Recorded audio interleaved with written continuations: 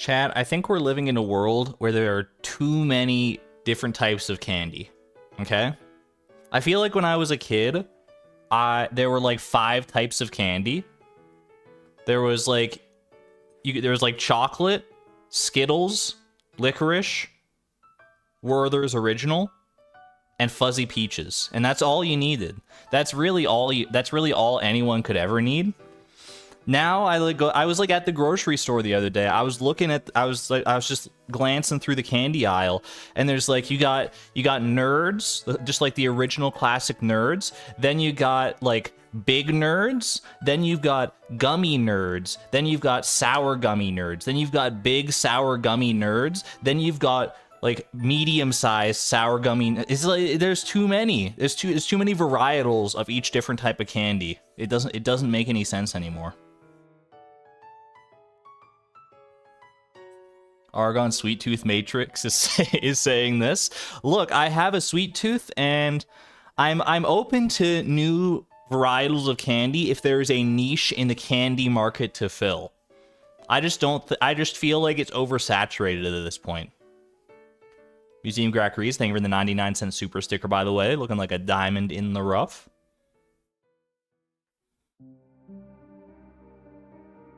Anyway, that's my hot take for the day. We need spicier candies, little hot tamales. How's everybody doing, by the way? Don't even like candy that much, especially chocolate. I think chocolate, honestly, should not even be classified as candy. I think chocolate should be its own, like, distinct category, separate from candy entirely. It's such like a distinct category, and there's like many different varietals of chocolate. That's the one that gets the pass. I mean, the game's gonna be called Haunted Chocolatier, not Haunted Candy Maker.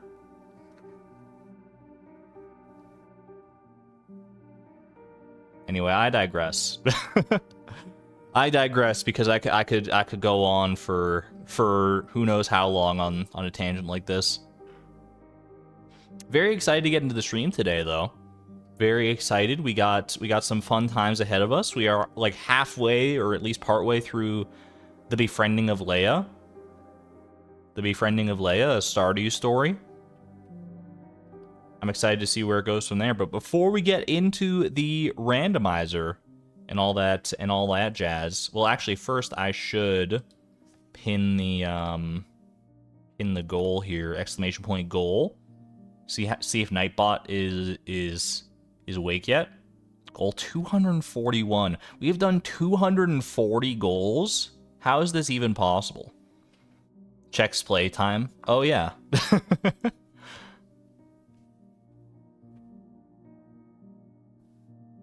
Feel like this might be a spicy stream. I'm getting all the spice and the hot takes out of the way early, just so we don't get bogged down too much in them later. But we'll see how it goes. What is the playtime? Exclamation point playtime. We'll give you an accurate playtime as of the start of the stream.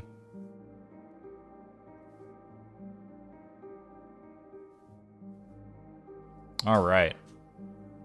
Let me show off a little bit of fan art. We got one piece of fan art to share with you today.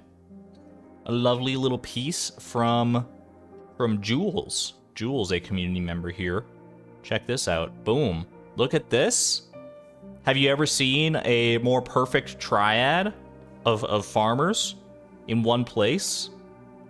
It's okay, I'll wait.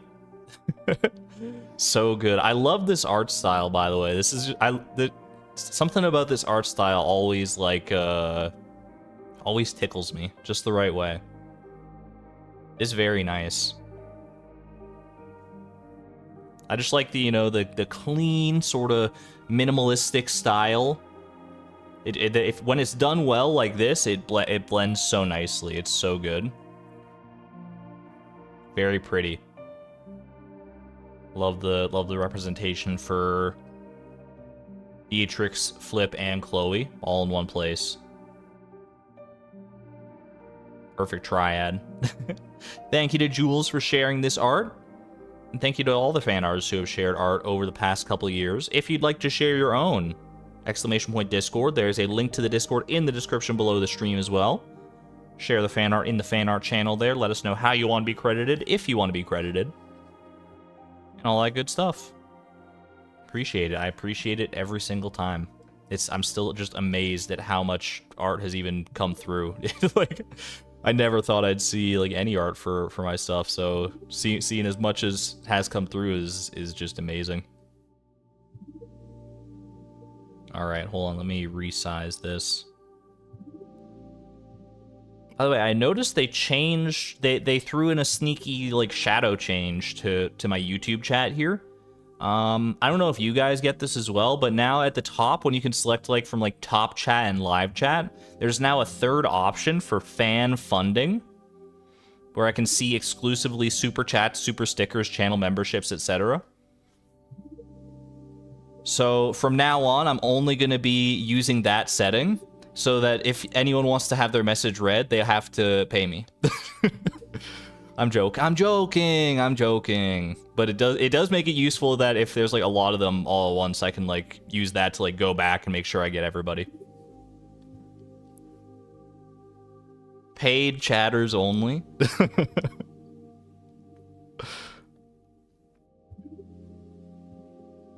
All right, let's do our dailies, shall we? Let's do a little daily Pokedoku / Puffertle combo, the 1-2 combo known the world over. Let's get into it. We're gonna do lightning round Pokedoku. I'm just gonna look at the categories and I'm gonna do like snap decisions. I'm not gonna think too hard about any of them, because when I think hard about them, it gets me into trouble and I start overthinking it and I end up picking the one that everybody goes for. So you don't see that option. It's probably just for the person like streaming or for creators. Museum Grack Reads, thank you for the $4.99 super chat, by the way. Perceive me, see my words. I see you, I see your many laughing, crying emojis. And thank you for the support, I appreciate it. Alright, let's do this, shall we? We got, let's see, Ghost Fire type, Ghost Fire Gaming. That is going to be Lampent. Easy. Like I said, we're doing lightning round here. We're not thinking too hard about it. Ghost Grass. Give me a Gourgeist. Which size of Gourgeist do we go though? I'm feeling like a little small Gourgeist today. Little baby Gourgeist. Ghost Monotype. Spectrier. I think Spectrier is Mono Ghost. Yeah. All right. Bug Fire. That's gonna be a Volcarona if I've ever seen it. That's going to be the most popular option. Bug Grass. Let's try a little Leia Vanny. Don't think too hard about it. Bug Monotype. Oh, here's a good one for you.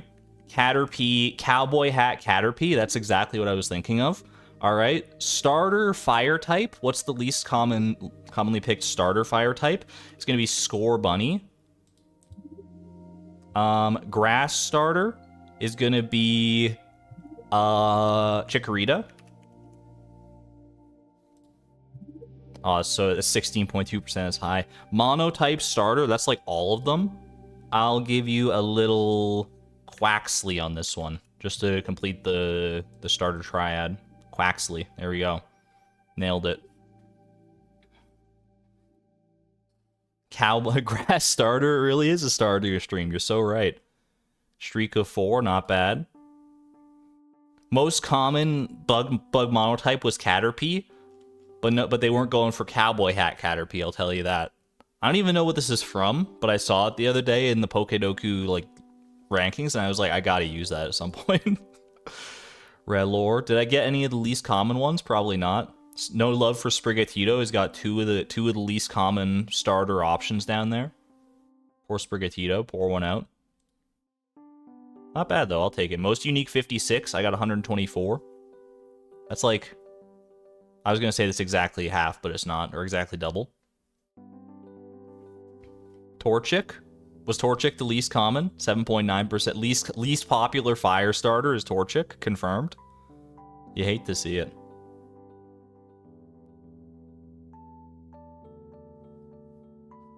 There's room in my heart for all the starters, though. Every starter Pokemon is a precious baby that must be protected at all costs.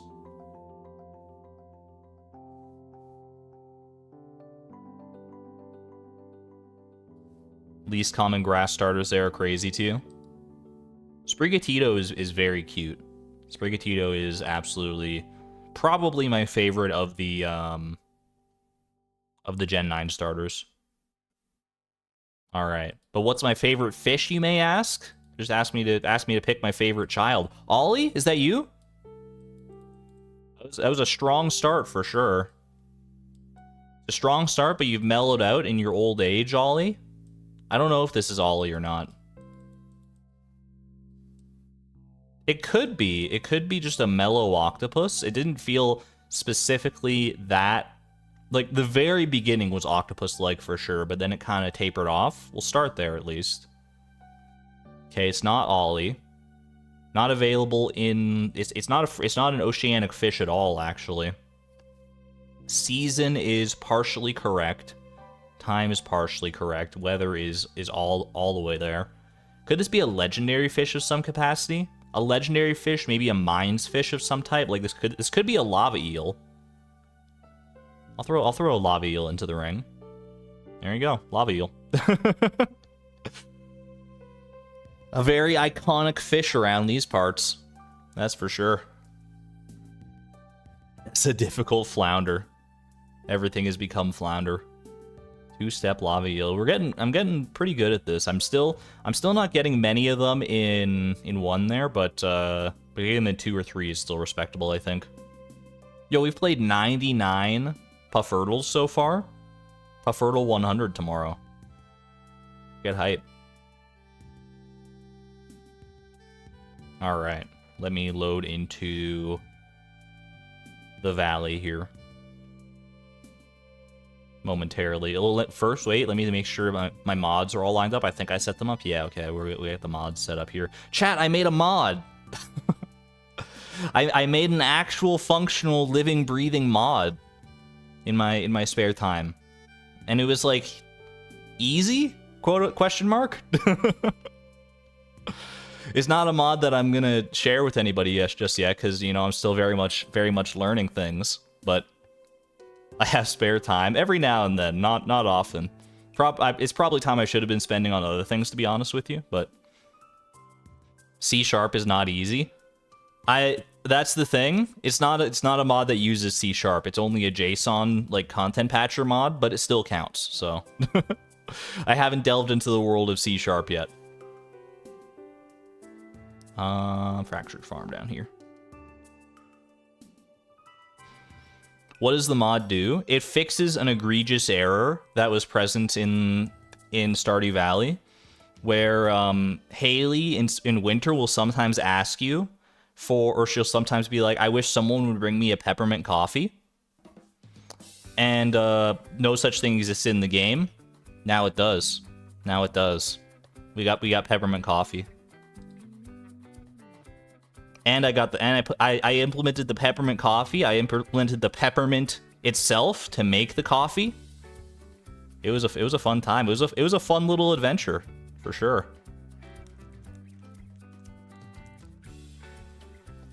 When am I fixing the Haley sprite? It's next on the agenda. Of course it would be a Haley mod. What else could it be, honestly?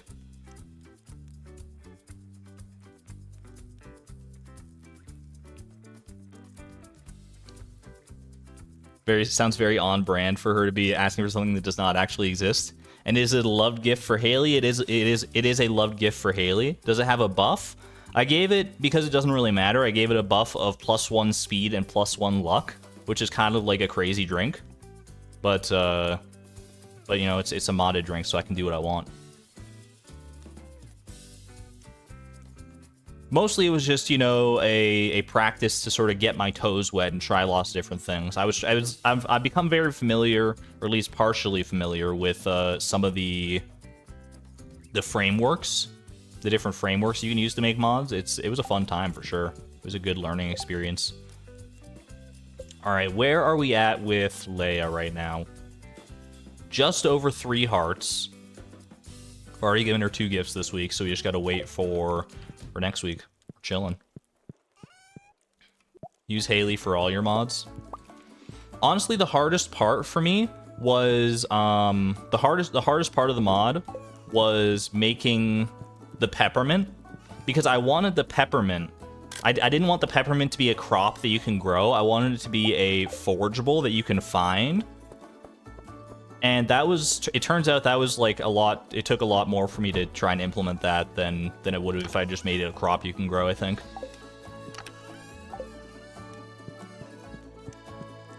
Hold on, my music's a little loud on my end. I don't know if it's loud for you guys, but it was loud for me. I gotta turn it down for a second here. Not too long until Leia's birthday. I don't know. I mean, depending on how how good this iridium quality goat cheese goes, we could get to 8 hearts before we get to her birthday. Hard to say. We could just like sleep to her birthday because when is her birthday? It's in winter. I know that. It might behoove us to just like do a little bit of sleeping here, sleep tech to winter 23rd. And not even worry about going out to give her gifts like until then. Because then we can get like a huge boost from giving her an iridium quality goat cheese on her birthday, and then ride the rest of it. But what if fish? That's true. That is true. Fish are always a problematic option. We'll just keep going on the standard train that we always do with friendship, I think. If it ain't broke, don't fix it, right?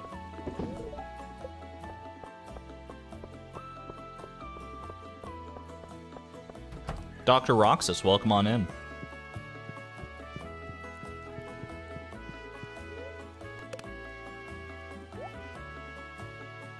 This farm is beautiful. Thank you. Thank you, May the Fool. It's come together quite nicely for being like a random mishmash of necessity. Like a lot of this is here by necessity, not by design, and it's amazing that it's worked out like organically so well here. It's beautiful, not in the traditional sense, but I think it's got a beauty all into itself. Look at that wonderful gold clock. Gold clock, no longer obscured by the tree in all its glory right there. You can tell time properly. Hello, Rasa. Welcome on in. Except for the faces, they're very much by design. Some of this is definitely by design. Like this gamer room, this is definitely by design. Whether it's a good design can be argued. But Bex, thank you for being a member for 17 whole months, by the way. Holy moly. At the Electron level. 17 months already, almost lucky number 18. Thank you for the continued support and generosity. I appreciate it.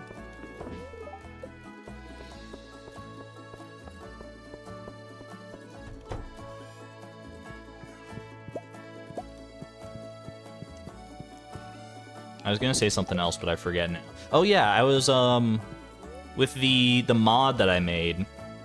Once I expanded it a little bit because I made the peppermint coffee. I implemented the peppermint, I implemented the coffee, but then I thought to myself, it would be a shame if you could only use this peppermint for the peppermint coffee. So I made a candy cane recipe instead.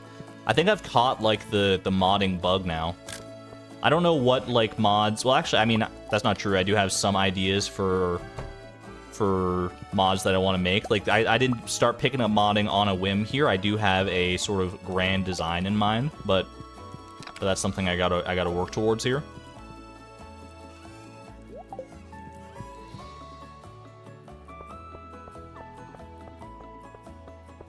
But I definitely feel like, you know, I feel the urge. Like it's such a powerful feeling to be able to just like have an idea for the game and be able to like have some concept of how you might be able to implement it into the game. Is super neat. And honestly, like the kinds of mods I was making, the content patcher mods, where you don't have to worry about any C#, it's just like JSON files, is super easy. It's super intuitive. I feel like even if you're not like proficient with programming in any capacity, you could pick it up like pretty straightforwardly. You need peeps, peppermint peeps. Making candy canes is perfect because Gus talks about it at the Feast of the Winter Star. I remembered that. Guess who sends you the recipe in the mail when you get to 9 hearts with them? he wouldn't share that candy cane recipe with just anybody. So I had to make sure it was a high heart level. Just regular peeps. I'd have to implement marshmallows first.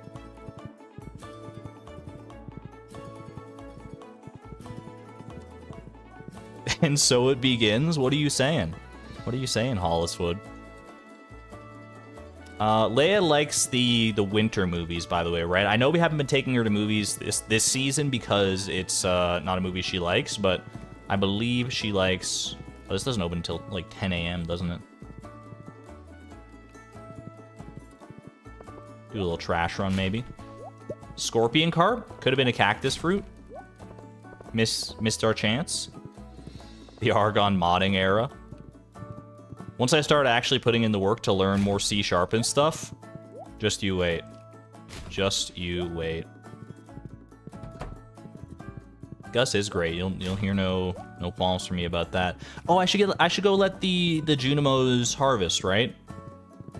I forgot. Today's the last day of the season. We got to make sure the Junimos can do their thing.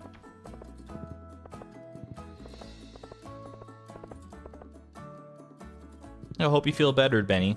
Take care. Thanks for dropping on in. Good to see you. You love Gus. You wish you could marry him. There's a mod for that. And if not, then maybe I can make it. Not anytime soon, probably. Although maybe. I don't know. I actually think custom NPCs might not be too far outside of my bailiwick if I put my mind to it. It would be a lot of work for sure, but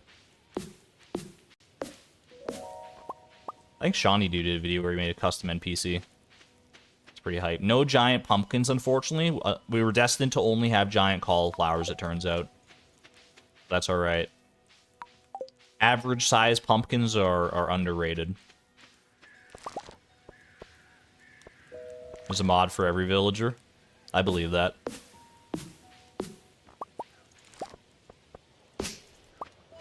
Although, hopefully not for the children. That'd be a little weird. More than a little weird.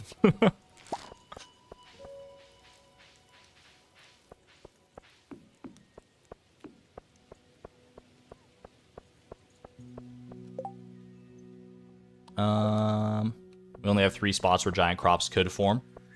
It's true. The odds were always stacked against us, but you know what I say, never tell me the odds.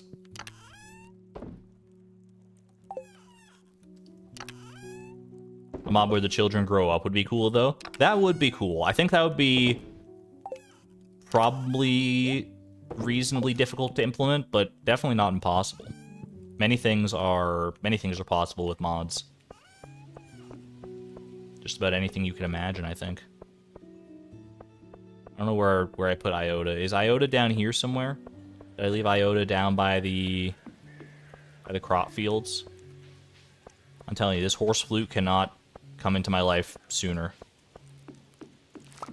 Or soon enough. I is sleepy. We're all a little sleepy, I think. I always feel a little sleepy, a little, you know, a little out of it at the start of a new month. Not only a start of the new month in the game, but a start of the new month in real life. February is here. It's a month I've been kind of semi-dreading because I have to focus more on like a bunch of not necessarily fun stuff because I have to move, so I have to like deal with, you know, a lot of cleaning, a lot of packing, a lot of red tape to cut through. Not really red tape, but you know what I mean. Just a lot of adulting. Leia's probably not at home anymore, is she? I've just been meandering about here so much. It's okay, we can go find her. Packing tape. Yeah, there you go. Packing tape, exactly. Valentine's month and also job hunting for you. And best of luck with the job hunt, Xavier. Hopefully something out there to that's good for you. Hope you find a good fit. All right, where does Leia go on a crisp Sunday in fall? I'm gonna check over at this dock first because I know she sometimes hangs out over here. She's not there. Any Leia connoisseurs in chat who can tell me where in the world is Leia Stardew Valley? Maybe she went to Ginger Island. That's always possible too.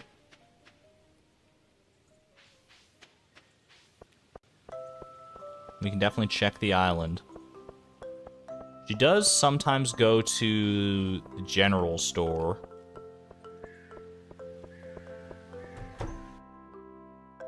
Not today, though. I don't think she goes to, like, church or anything. She's at your farmhouse. Holliswood, can you send her over, please? East side of the river over by Clint's. Walk east of the river in town above the blacksmith. Okay. Thank you. She's hanging out over here somewhere? Yeah, there she is. All right. If she wasn't here, she would have had to be on the island probably. There's a lot of good places to walk around here. She just likes to come out here and stand and stare at Pam's new house, or alternatively stare at me. Oh, she's like, oh, she's just. I was sorry, I was taking her spot. My bad, Leia. That's one of those spots that I never even, like, realized that, that she stands. It's like how Penny sometimes goes to, like, the very far north of the river and just, like, stands around there. On the, like, on the Joja side of the river. That's one of those that's easy to forget about for sure. Need a winter outfit. We've been rocking the same outfit for a little while. We might be due to change it up for the time of the new season here. Gotta admire the wood. I'm down to do a little bit of dress up here. Earmuffs? Oh, true. We did pick up the earmuffs. We did pick up the earmuffs not that long ago. Earmuff time? Okay, earmuffs. We need to accessorize alongside the earmuffs here. Plum chapeau. Oh, I do like the plum chapeau as well. Do we go earmuffs or plum chapeau, do you think? Earmuffs are more in fitting with the season, but plum chapeau is just like so fancy. It's so fancy and cute. Plum chapeau for the spring.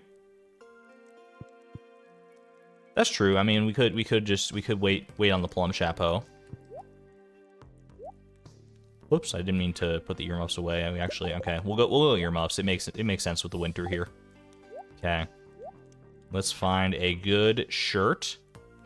Aquamarine shirt. Don't we have like a blue hoodie kind of thing? Blue hoodie. I thought we had like a blue hoodie. Nice blue hoodie to go with our blue earmuffs. I'm not seeing it. Not to say it's not here. We have a lot of shirts at this point. Holy moly. I think, wait, can't I, do I have any, I got frozen geodes. The geodes tailor into the hoodies, right? For some reason, that's like a little factoid that's locked into my brain, is that each geode tailors into a special hoodie. Let's just see. But I feel like I've already made this before. If not. Blue hoodie. Blue hoodie looking kind of nice. Okay, we gotta accessorize with it a bit better. We could just go like some like casual like dark pants, like dark blue pants, or this kind of pants. Probably dark blue. It contrasts a bit better, which is nice. White pants. I'm willing to try white pants as well. White pants. White pants, it's a little garish, but it's like the good side of garish. We gotta get these sneakers out of here. They're not doing it. Mermaid boots, too.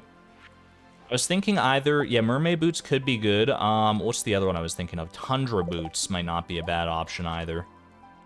Tundra boots, mermaid boots. Mermaid boots with the white pants is kind of nice. If we go to, like, the dark blue pants... it's a little too blue if we go like that. We would probably go tundra boots with that. Tundra. Garish. I don't know. I'm not the biggest fan of the white pants personally. The boots with the fur. You like the Tundra with the dark pants? This just feels like this is a cozy vibe right here. You like Tundra with white? This is more wintry. This does kind of accessorize nicely with just like winter in general. Tundra looks warmer. I think the Tundra boots are staying for sure.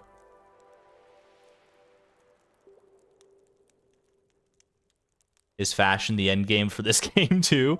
Ultimately, honestly, there's so much fashion in this game. Do we have any other pants options? Just to exercise all of our options. Relaxed fit pants. Probably not that good.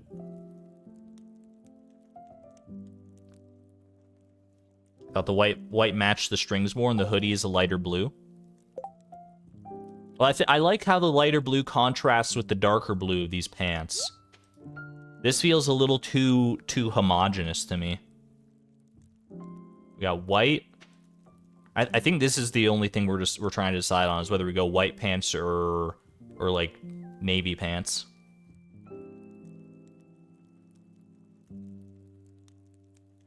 White pants feel very ski girl. I can see it actually. You know, when you say ski girl, I think there's an argument to be made there. Dark pants make it 3 shades of blue, which you don't like. That's true. It does kind of go against like the rules of fashion. Jerry, by the way, welcome to the live portion. Snow pants vibes. We have brown pants. I don't think we have brown pants. No.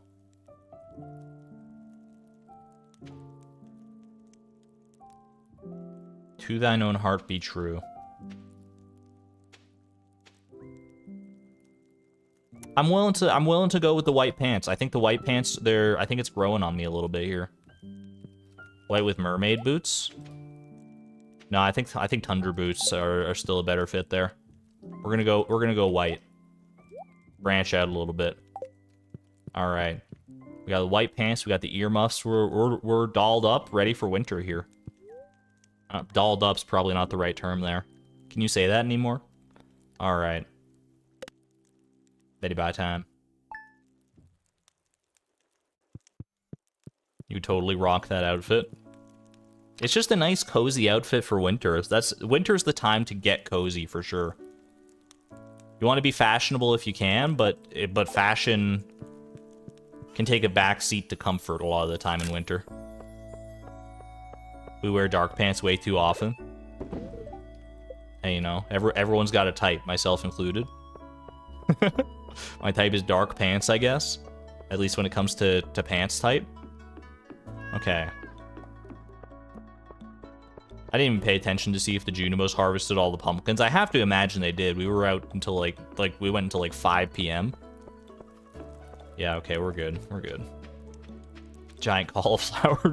It kind of jump scared me a little bit, honestly. I was like, oh gosh, it's still there. I don't know if we try again next year for more giant crops. We could just keep going on the giant crop grind until we get all 3 giant crops. It'll happen eventually. Given enough time. Given a deep time calculation. Give Krobus a birthday gift. Unfortunately, Krobus is not in our list of friends yet. He has not been welcomed into the fold, so he's gonna have to wait. Pour one out for Krobus, another lonely birthday down in the sewers. But maybe he likes it that way. In fact, he probably does like it that way, so. Offon, thank you for being a member for 21 months at the Neutron level, by the way. Oh my goodness. She's adorable in that fit. It's a good fit for sure. I do think the white pants, now that I see like the white pants and everything out and about in the winter time here, I definitely, it feels right. It feels like, you know, like snow pants vibe. And I'm here for it.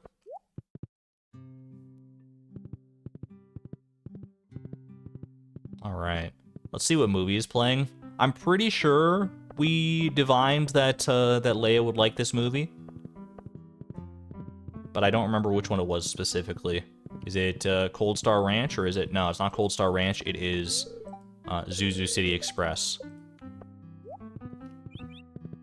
Can I get a Leia check? Does she indeed enjoy Zuzu City Express?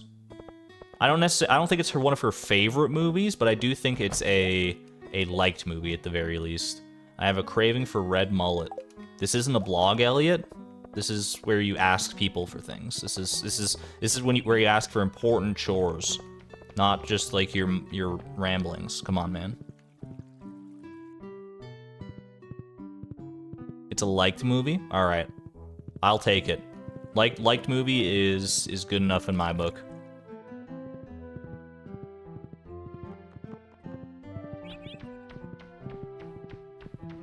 We chilling out here. Chat, can I show you something I discovered this while I was making my mod the other day. And I never knew this. This might be common knowledge, it might not be. I don't know either way. But over in the secret woods here, I discovered something that I never knew about.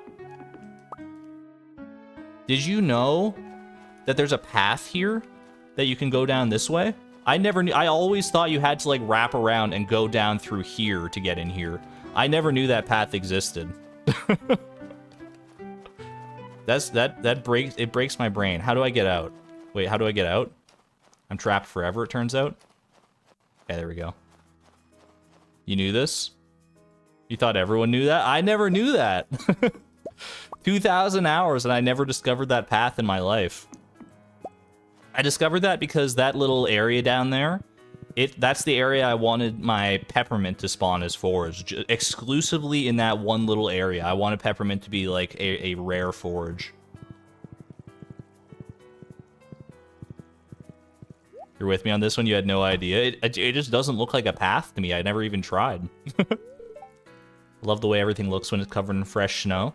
Me too, just like my pants, right? Here is your daily or bi-weekly order of cheese. And would you like to go see a movie? Meet you at the theater, heck yeah.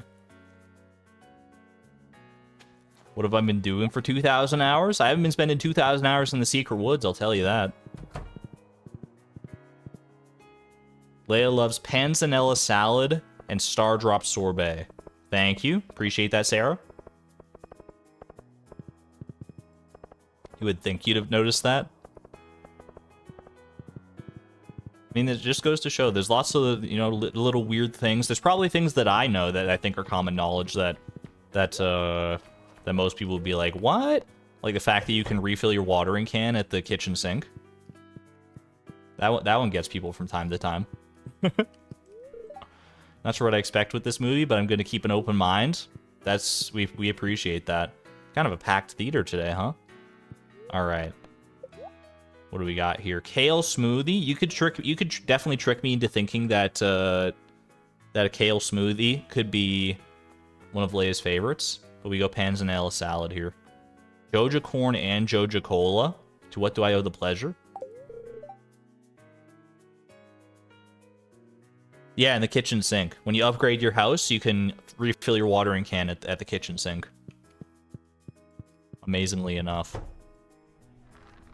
Actually makes sense. Yo, we got the theater all to ourselves. What was everyone doing in the lobby? They're waiting. Are they waiting for like the evening showing? Gunther goes to the movies. You'd think he goes to the movies, but every time I've talked to him, he like just says like, "Hey, I'm only here for like a few more minutes. I'm going back to the museum." I don't know what his deal is.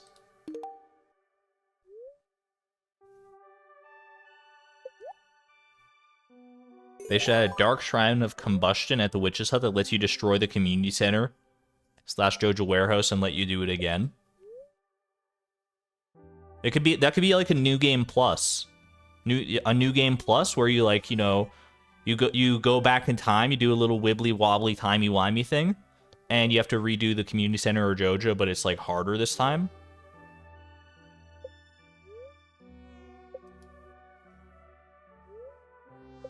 Could be fun. There's something to that for sure. My man is still at the crane game, huh? That was simple but good. It's like the comfort food of cinema. I always thought Zuzu City Express was it wouldn't strike me as the comfort food of cinema. It would strike me as more of a, like an artsy film. Like an art project. That's remix bundles. Hot take, I don't think remix bundles are hard enough. Maybe it's just because I've, you know, become familiar with them and I'm just like... Maybe it's because I've played 2,000 hours of Stardew. What am I looking for here? I'm looking for my hearts.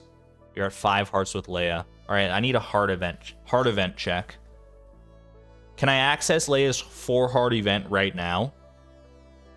I think we did her 2 heart event. We haven't done anything. We haven't had a chance to do her 4 heart event.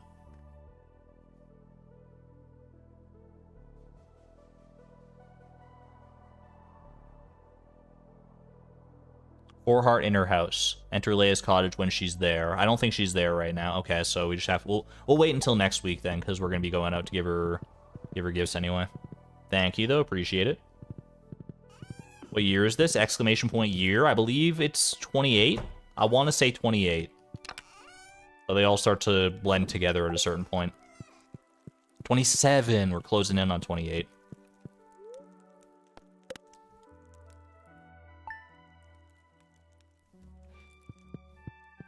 Remix bundles and 25% profit margin is really hard. Maybe another hot take. I don't think the profit margin option when you're playing in single player is a good difficulty adjustment. Because profit margin, all it really does is makes everything take longer. And longer does not equal more difficult most of the time. I can see it if you're playing like a multiplayer game and you want it to be like a little more challenging, because in multiplayer you got a lot of advantages with having multiple farmers and stuff doing things.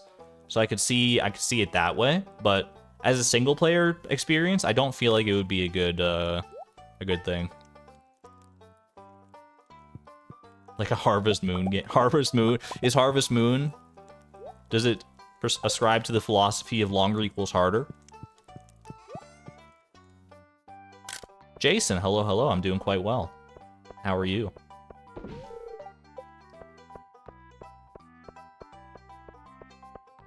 Have I ever ridden on a train? I have ridden on a train one time in my life.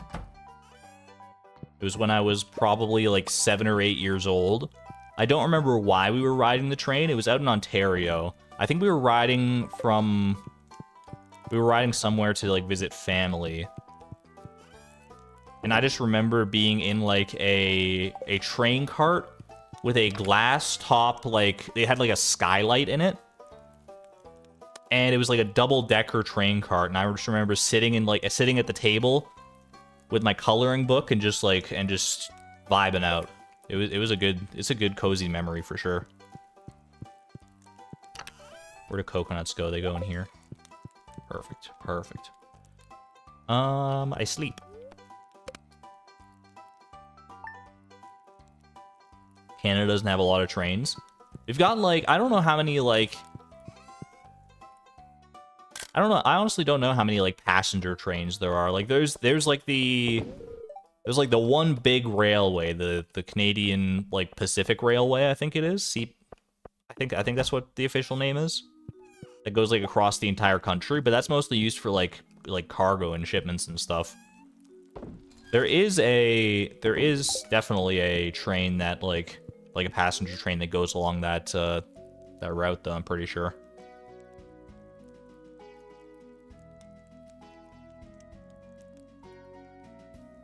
North America is bad at trains. You'd think the opposite would be true. Like, given how big North America is, like North America is like a very large landmass that is not.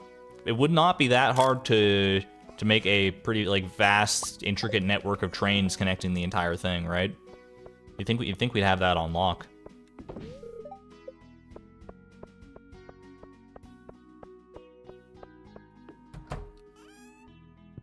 I guess it is, you know, given, like, maybe, I mean, like, the longer a railroad would have to get, the more intricate, like, the infrastructure to support it would have to be.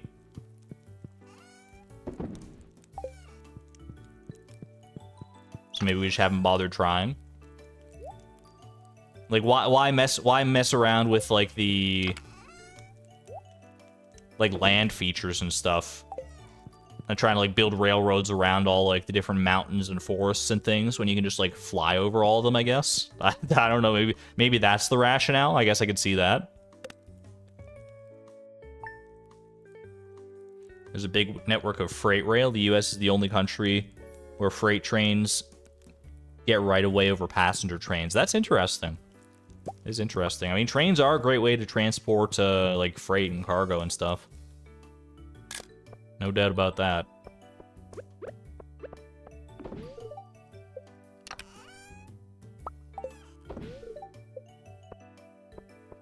We're also getting to an era where, like, trains can be, like, insanely fast, right? Like, there are some, like, really, like, extremely high-tech, cutting-edge designs for trains that will take you, like, even faster than, like, planes a lot of the time. Depending on where they are. I remember hearing... I don't know the details about it. I'm not well-versed in my train lore. The most train lore I know is from Thomas the Tank Engine.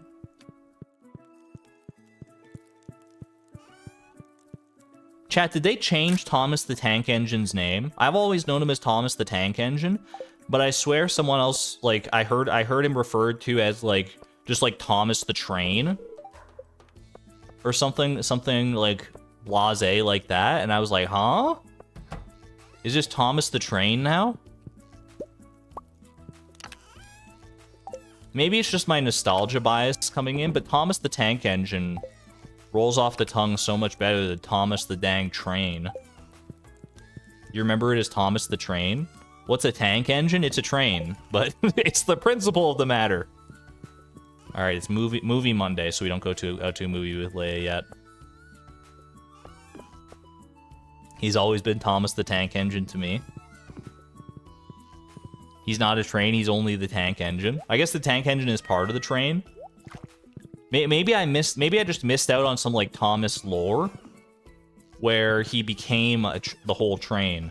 Did he... Maybe there is actually, like, an overarching story that I'm just not familiar with. Is this, like, how, like, Twilight Sparkle starts as a unicorn and becomes an alicorn? But Thomas, he starts as just the tank engine, but through the magic of friendship, he learns to expand himself and becomes a whole train?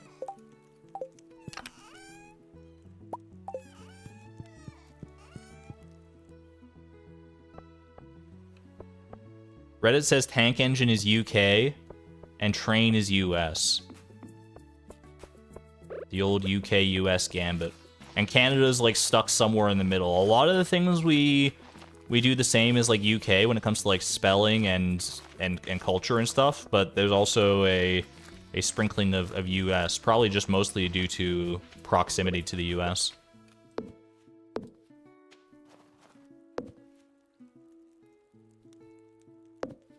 Maybe we could avoid this by calling him Larry the Locomotive.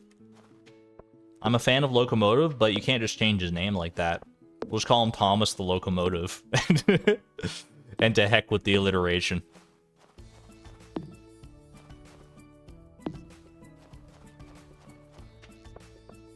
Hello, Spotseed. Welcome on in.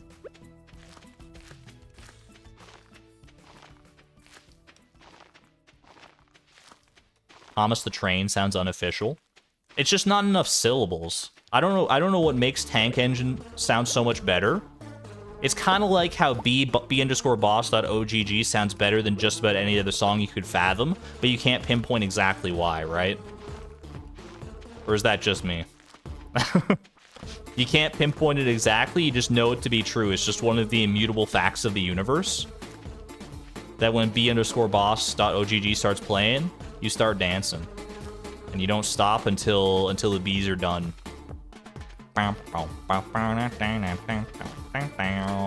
So good. It's such a good song.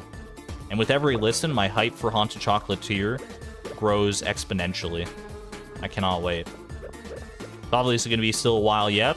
I mean, we're going to get 1.6 before Haunted Chocolatier for sure.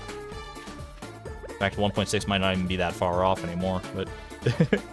Dancing in your cubicle at work. The boss has got to respect it. Even the bosses have to respect b_boss.ogg. It's right there in the name. Do. Dance your heart out to this song like nobody is watching. Because nobody is watching except for the bees.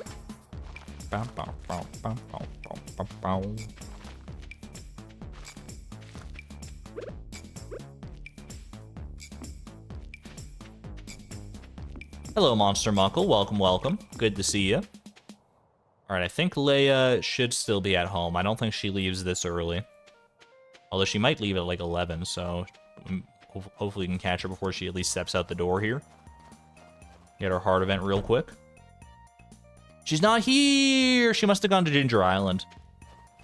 It's the only logical answer. She doesn't normally leave that early, right?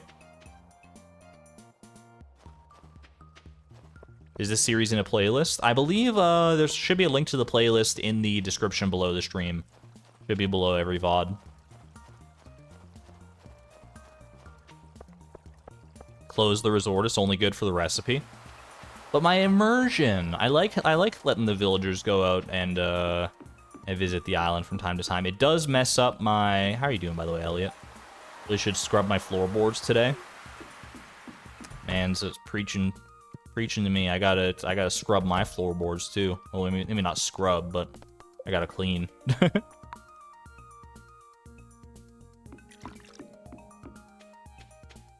All right, there she is. For a second, I thought I didn't bring her a gift, but all right, yo. I'm friends with all these people now. Expanding so nicely. I like the heat as long as I'm keeping perfectly still.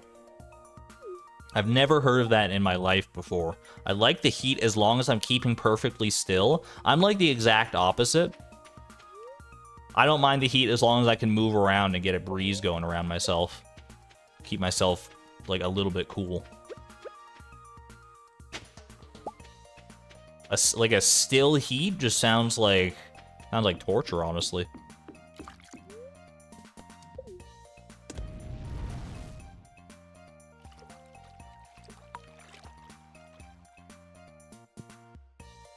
You want a dessert, but that would require getting up. I have some pink cakes at home if you want one. As long as you don't mind eating pixels. Birthday is winter 23rd. Not too far off here, but we might well get to 8 hearts before we end up getting to her birthday. We're already almost at 6 hearts. There's only 1 day left on those anyway.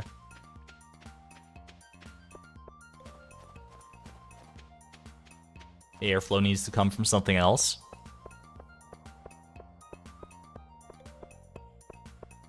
I'm definitely a person who drives with the windows down when the weather is warm like that. Even when it's cold, sometimes I drive with the windows down. I just like the brisk feeling of the air rushing in through the window.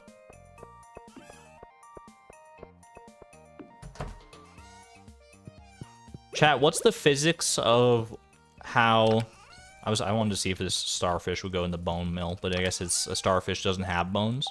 What's the physics of when you're, like, driving in your car, and you can open, like, you can open both the driver's side and the passenger side windows to get, like, an insane breeze that comes in and, like, whips your hair all around and stuff. Like, if you only open one or the other, you only get, like, a light little bit of breeze, a light bit of coolness, but if you open both, then it's like a tornado inside your car.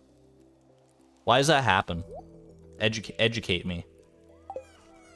Because I always do that. When it's like a hot day, I open both windows so that I can feel, like, the full force of the wind on my face.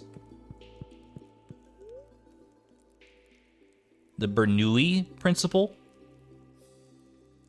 You need the full path for the air to go through. But why wouldn't it be like... Can't it just, like, go out the same way that it came in? Spotsy, thank you for the 7 Czar, by the way. Thank you. I appreciate the support. Alright, today is a festival day, I think. So, yeah, we're not going to be able to go see Leia. That's fine. We'll just wait for tomorrow. The air pressure, bro. The air outside pulls the air inside out. Pulls the inside air out. Like it's like depressurizing your car.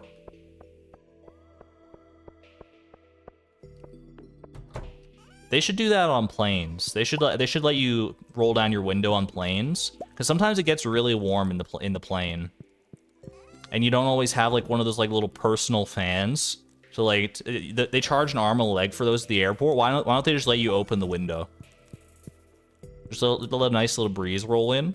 Plus the air is like so cool up there that like it would be even better, right? Depressurizing planes is a bad idea. Have we ever tested it, though?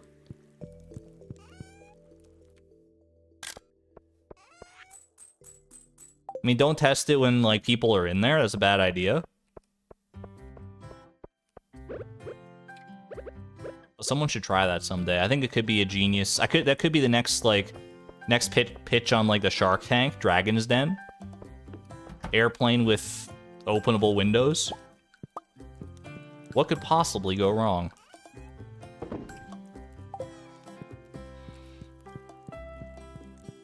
Not to get you sucked out, just wear your seatbelt. Easy fix. Good incentive to wear the seatbelt too.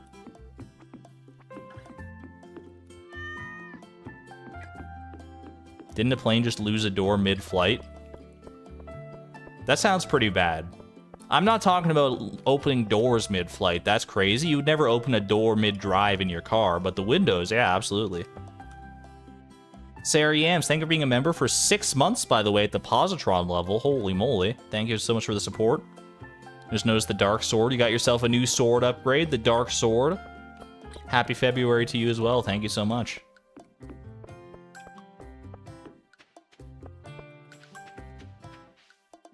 Just search on Google what happened to people who did that. I mean, you can't actually open the windows on a plane. It's not like they just tell you not to and they go on like the trust system.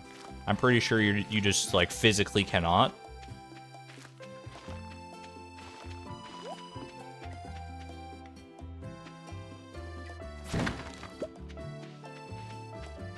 Do I watch anime? The only anime I've ever watched in its entirety is Death Note. And I've watched the first season of Sword Art Online way back in the day. I am not the go-to person for anime recommendations, I'm afraid. I need to expand my anime repertoire. Maybe I'll just like go to like a list of like all anime, and I'll just like scroll to the bottom to like, or like maybe to the top, however the list is sorted, to see like what's like the first anime. And I'll just start from there, and I'll just work my way through the list. How long could that take? Anime's only been around for, like, 10 years, so...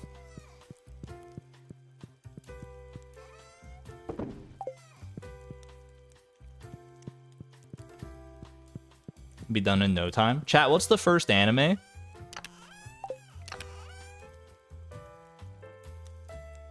Might be worse than my Doctor Who idea. What do you mean might be? At least a week.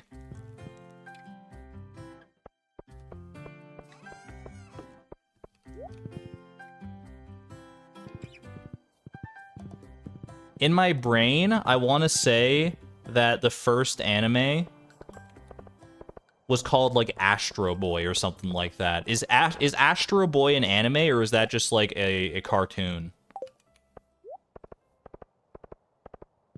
I feel like it's an anime from like the 1960s or something like that.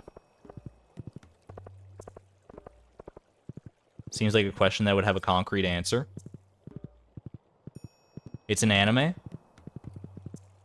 It's got to be up there. It's got to be amongst the first animes, right? Kel, how many times have I told you I don't want to watch more anime with you? Stop calling me. I don't want to hear from you anymore. Based Leia. Astro Boy is the quote unquote first anime. Beatrix. So I guess you heard me yelling on the phone. That was my ex.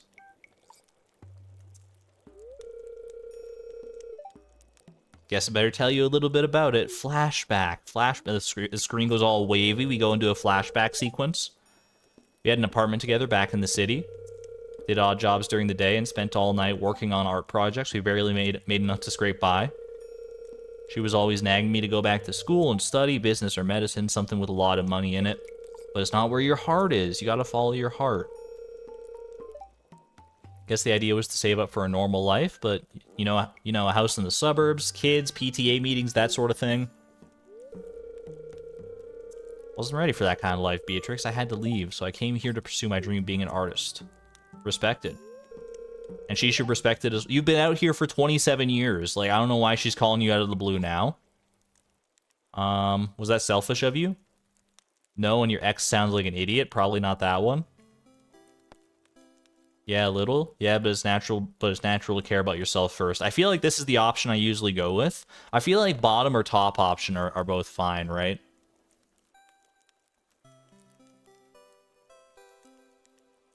Leia's kind of boring. Leia's pretty real.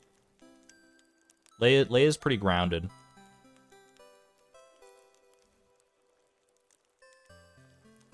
Hold on, we're friendship maxing? What's max friendship points here?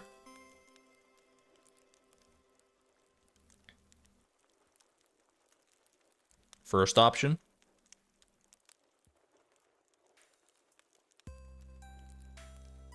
She felt the tingle of someone is possibly becoming Leia's friend and romantic interest. there was the disturbance in the Matrix. Kel's operating off the if I can't have her, nobody can mentality. Top 2 plus 0, bottom 3 are minus 20. Bottom 3 are minus 20. Top 2 are plus 0? I would have thought your ex sounds like an idiot would be a rough one. Or any of the no options are plus 0. Okay. Alright, we'll go no, it had to be done. You're right. I just wouldn't have been happy back there. It was better off for both of us to end an unsustainable relationship while we were still young and flexible. So wise. She's wise beyond her years, although I guess she is probably like 40 at this point. Well, no, she'd be older than 40. Anyway, I've been thinking a little more about that art idea you had. I'm working on some new sculptures to display at the show. I'm nervous, but the thought of getting my work out there is pretty exciting. I have a feeling you're gonna knock it out of the park, and not just because I've seen that hard event multiple times before, and you always do. All right, here's your goat cheese, by the way. Oh, I forgot to bring the movie ticket. Forgot to bring you a movie ticket. You snuggle up under a huge blanket and you're okay. Vibe. The dull sword was made in like 1918, which was the first anime. Hold on, we're gonna fact check this. Hey Siri. Oh, hello. What was the first anime? Namakura Gatana was the first ever anime created. This answer is from yen.com.gh. Nakamura Gatana was the first ever anime from yen.com. Nakamura Gatana. No other information beyond that, but there you go. Nakamura Gatana. But it got lost, so you can't watch it anymore.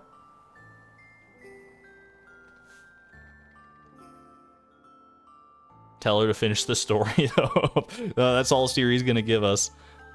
Hey, beautiful day, isn't it? Hey, didn't I just see you? I was about to come get a movie ticket. While you're here, can I just give you a movie ticket? You brought me a gift? It's a sculpture I've been working on just for you. Yo! Look at that sculpture. You received Leia's sculpture. It's called How I Feel About Beatrix. I hope you like it. No, it's called Leia's sculpture. That's what it says in my inventory. But thank you, though. I appreciate it.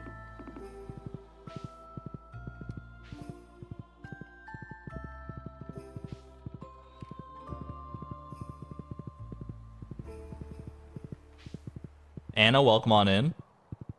An hour late, but we're still befriending Leia, so you haven't missed out on too much here. In fact, we're about to go take her to the movies. Once I find a good spot for her sculpture here. How I Feel About Beatrix. Goes right there. Perfect. Alright, grab a movie ticket and I'll be on my way. Grab two movie tickets even. The anime was rediscovered in 2008. Interesting. Where was it, like, rediscovered? Was it, like, lost in, like, some library? I don't even know. How does one lose an anime?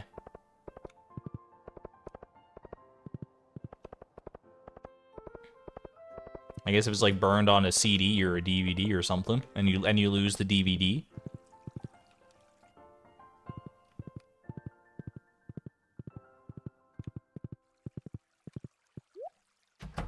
Pop in here. She is still home. Staying home a little bit later today, I guess. That's fair.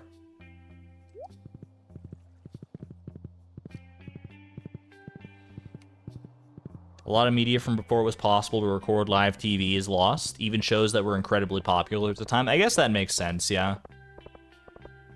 Like, TV as a medium has been around longer than the means to, like, preserve that said TV for a long period of time. So I guess that makes sense to a degree.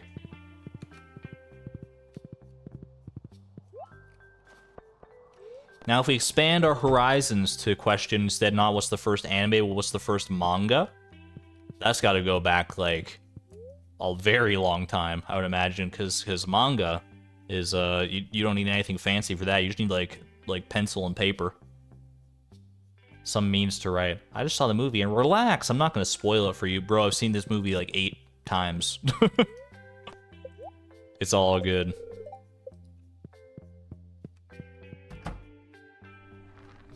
Manga just means book, you think? Then what's the first book? That's probably a very layered question that does not have a definitive answer, I guess. Beepa Bell going to the movies? That's a deep cut, Conkles.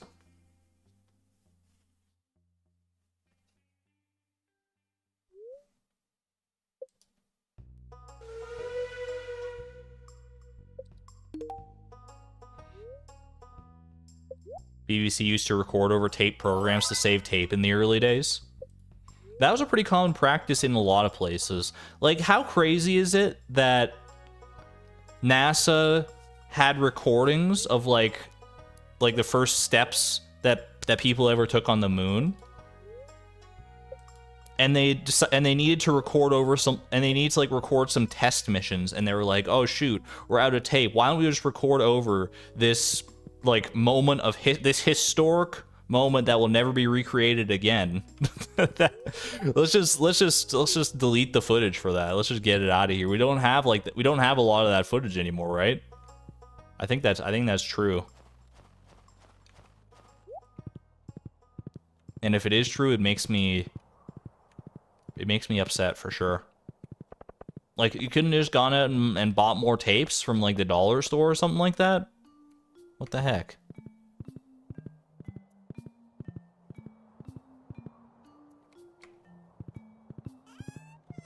Humans destroying art and history. Like, I get that the longer something's been around, the harder it can be to keep it preserved for like future generations, but come on. we gotta make an effort for some things at least.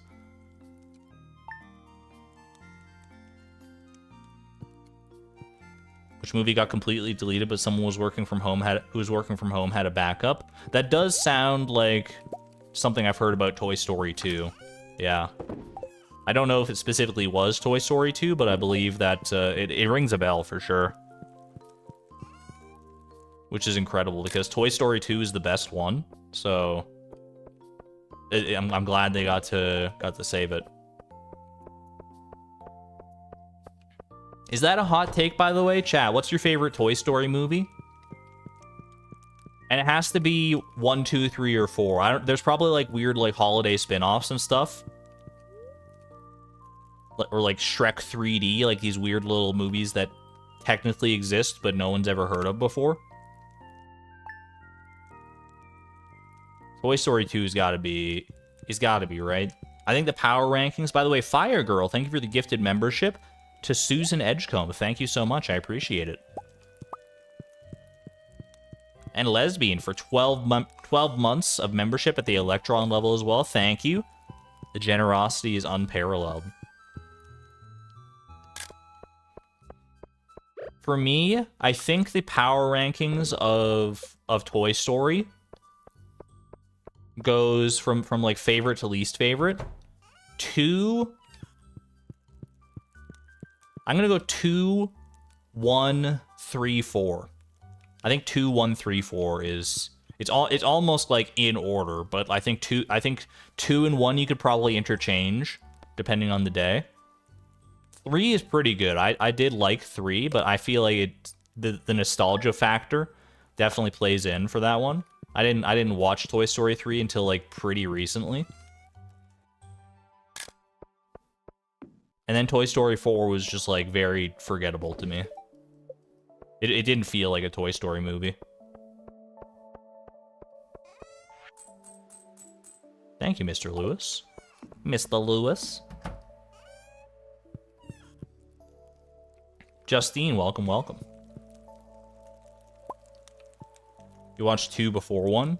Took years before you honestly watched 1? But you know what supersedes all of them is the Toy Story video game. Actually, I think it's the Toy Story 2 video game, funnily enough, for the PlayStation 1 that I used to play. It's probably on other platforms as well, but that's how I played it. It's head and shoulders above any of the movies. It's so fun. I don't think I ever beat it. I think the farthest I ever got was like level 3, which was like the weird like city with like the alleys and stuff, but it was a fun time. I always enjoyed getting to sit down and just lose myself in the world.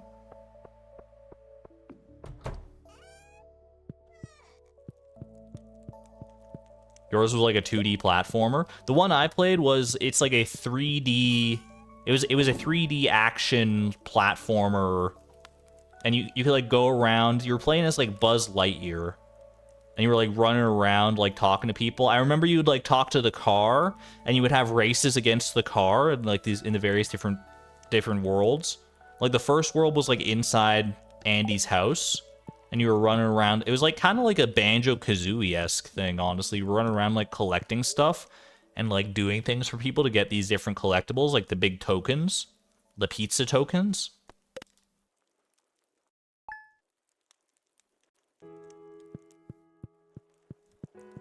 It was a good time. 3D Toy Story game sounds amazing. It was. It was. I mean, I probably have rose-tinted glasses. If I went back and played it today, it probably would not be...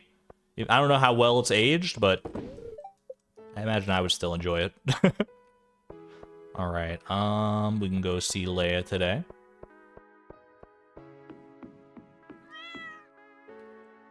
I mean, honestly, I don't even need to go see Leia today. I could just I could just like sleep until next week and hit up her birthday. We're so close. But probably with 2 gifts and talks and a movie, that's gonna get us there this week. Yeah, we can get there this week, so might as well get there as early as we can here. Heard from many that love that Toy Story game. It was a classic for sure. I played a lot of I played a decent amount anyway of movie tie-in games on the PlayStation 1. And somehow all of them were like great.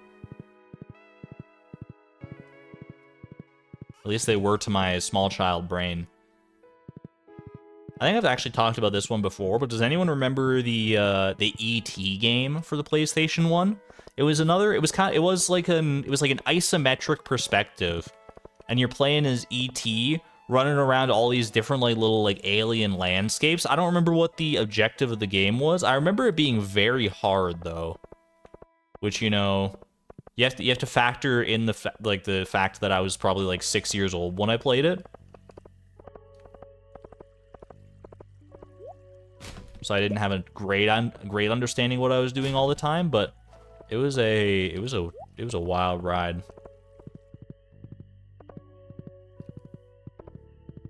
I just remember there being like a big like plant monster that like scared the heck out of me, because every time I like got close to the end of the level, this plant monster would just like come out of nowhere, and and just run up to me. Like it was almost like a survival horror game to my small child brain. It probably wasn't designed to be that way, but it definitely came across that way if I was when I was playing it.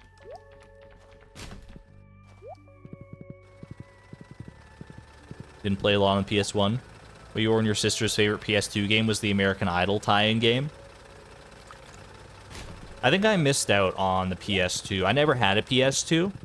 I had a PlayStation 1, and then I pivoted basically entirely to Nintendo consoles. I had the PS1 and N64 at the same time, and then I just went like full Nintendo pipeline, GameCube, Wii, so on and so forth.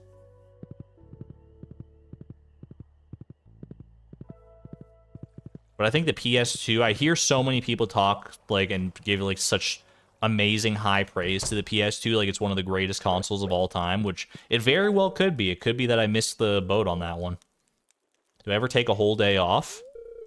It's a refreshing break. You should try sleeping for multiple years at a time. Now that's refreshing.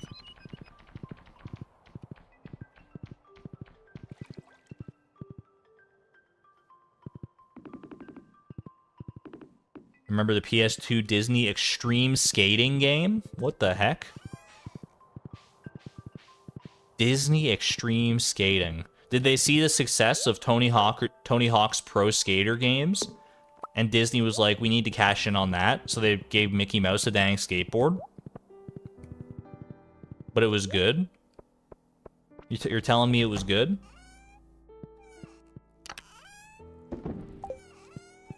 Haha, Goofy! Watch me do this sick ollie! Uh-huh! Something like that? I haven't done my Mickey Mouse voice in a minute. It takes a while to get into, but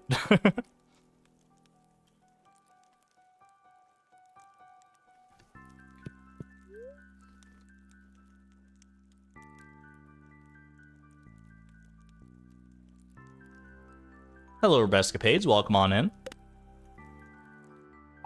Me ordering something online. What was that? Caught you off guard with the Mickey Mouse impersonation.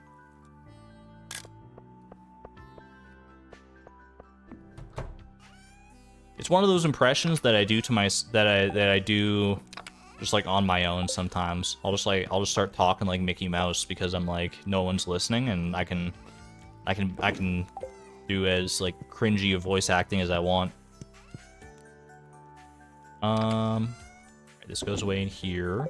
Field snack? I'm just gonna consume the field snack, to be honest with you.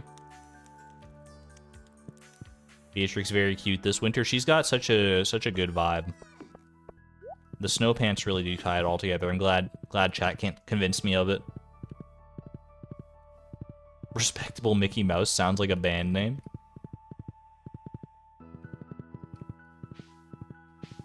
Bro, we're already halfway through winter here. This is crazy. I gotta bring... oh wait, no, I can't. Hold on, I should sleep until tomorrow. While it's still early enough in the day here, because I forgot that last Monday was the festival, so I had to wait until Tuesday to bring Leia to the movies. Not that, I mean, we might not even need a movie, right? It'll be close. It's gonna be close. I think we'll wait until tomorrow and give her a gift just in case, and then we can take her to the movies at the same time if need be.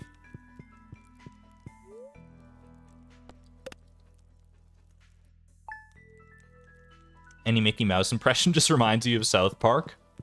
I can picture the Mickey Mouse from South Park. Burned into my brain.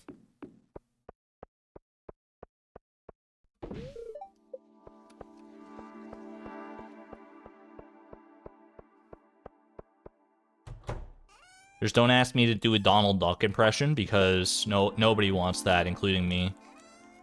I would just like fill my mouth with like water and just start trying to talk. It's like that's how you do a Donald Duck. It's like you fill your mouth with water and you have to try and talk without letting any of the water spill. You have to move your mouth in such like a weird way. I'm not even gonna attempt it.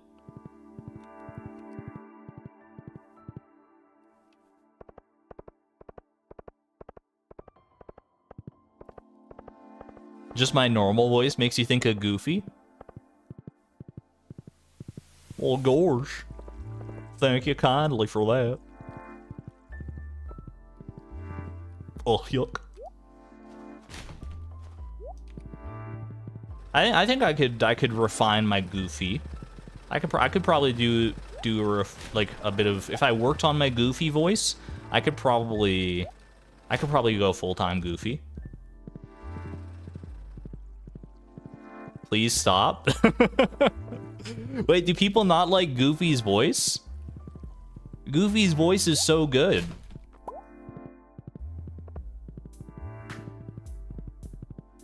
I can understand not wanting a Donald Duck voice. That's just like, it would just like grate my ears. You don't like Goofy impressions because people do it so much? It's because it's a relatively simple voice to try and mimic. And it's an iconic character. And I think it's just a good voice, honestly.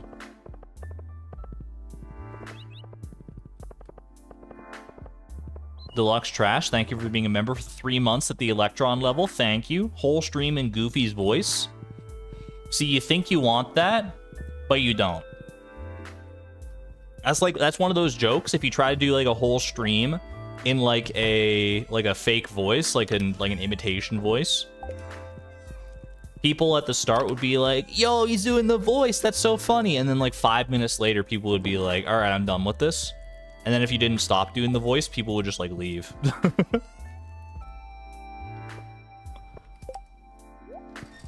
I've been around the internet landscape long enough to know these things.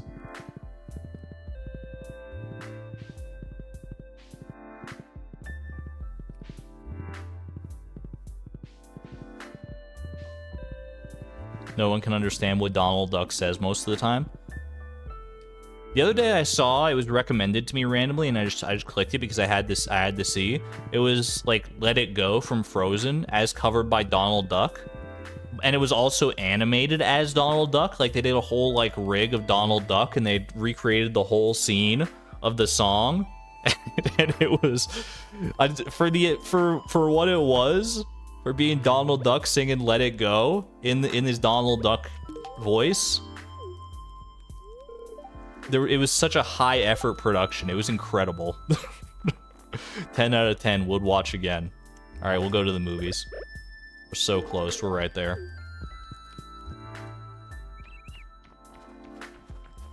You abhor song covers and impressions.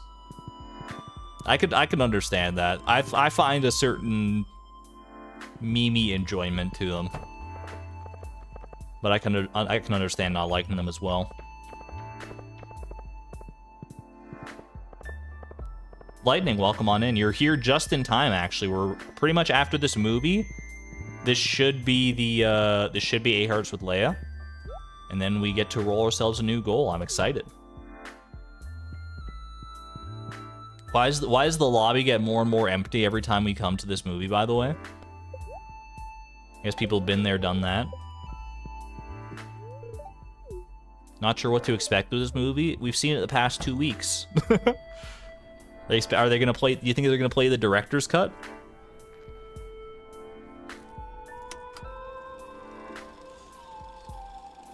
Have you seen those streams where people do try not to laugh or whatever, and people submit those videos? People submit videos. They're full of those songs. Maybe I just haven't been saturated with enough of those songs yet to get sick of them. To me, I don't go seeking them out. Anytime I hear like a song cover where it's like, you know, it's like Pinocchio sings "Beat It" by Michael Jackson. I see it so rarely, it just comes up in my recommendation, and I'll be like, yeah, I'll watch that. And it gets a little hearty chuckle out of me, and then I go about my day.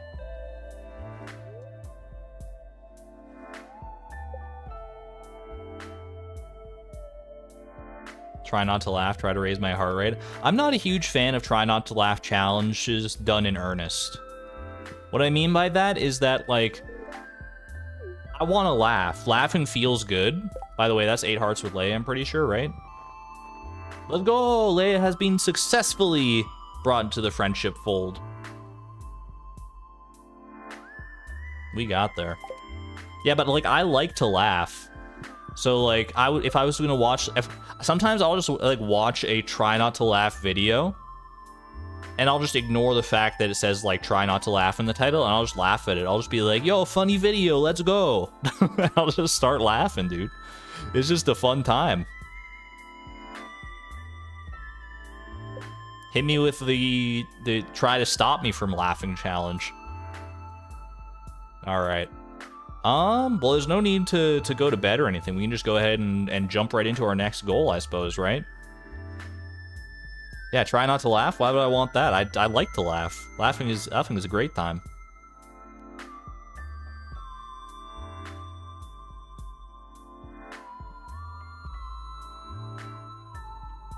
I feel like the creator is the one doing the challenge instead of the viewer. I'm talking not about like the people where it's like, you know, Markiplier is like reacting to try not to laugh, or to like funny videos and trying not to laugh. I'm talking about those videos where people like do compilation clips of like funny things and they're telling the viewers to not laugh. It's like the clips that those people react to. Like if I did a try not to laugh challenge, I would just laugh. It may not make me laugh, but it does make me dance. What can I say? All right, perfect timing for Kazoom as we roll into our next goal here. This is a blessed goal. It's rare that we get to roll a goal with Kazoo serenading us in the background. Try not to smile, but I like smiling. Leia has been befriended. Finish that goal. We're at 42.7%. All right. Quick hydration break. Get me ready, ripe and ready for this next goal. I've got my notepad. I've got everything I need here to prepare myself for goal 242, a nice palindromic number.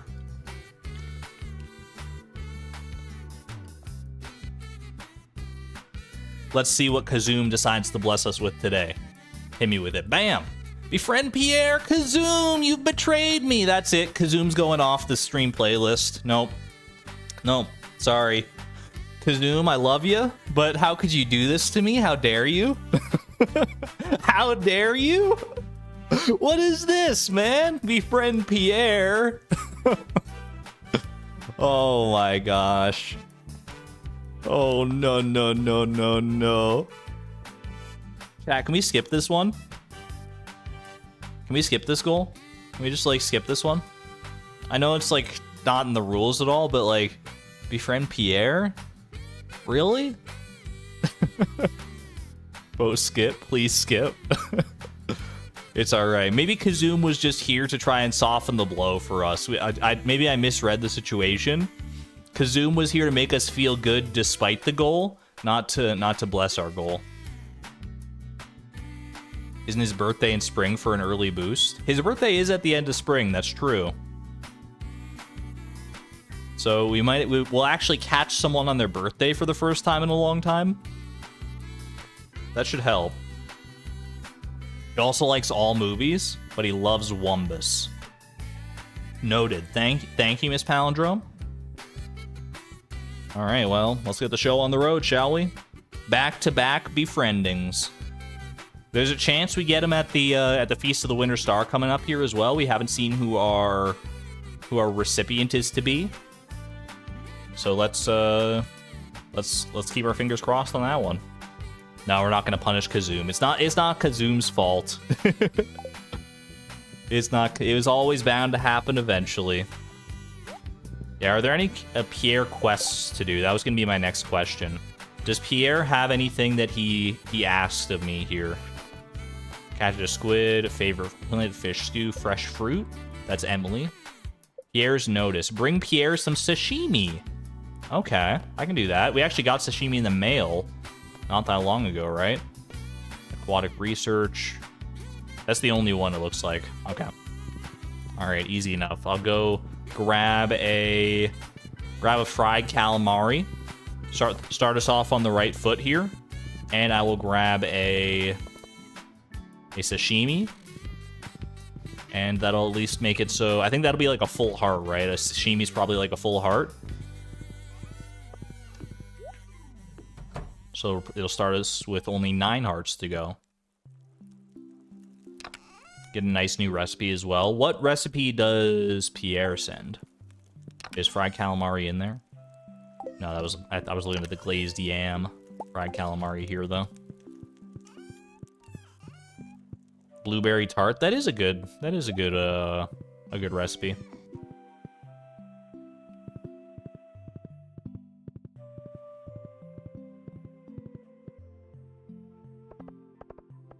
Iridium gift on his birthday is almost 4 hearts. That'll be good then. All right, we have to wait until next Tuesday to go to the movies again.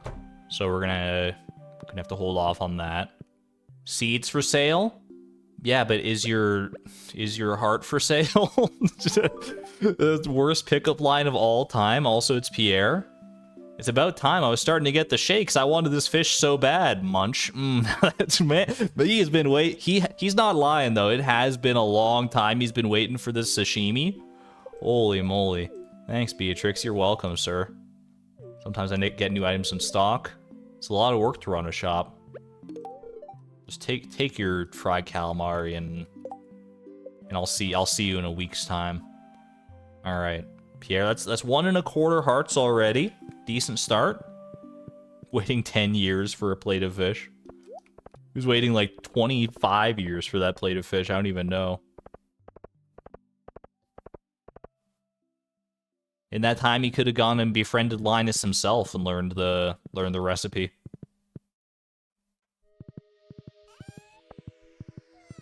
Did we have any goals in between? Nope. Back to back Leia to Pierre friendship. It was bound to happen eventually here. All right, let me put away my goat cheese, and we'll get out the rabbit's feet instead.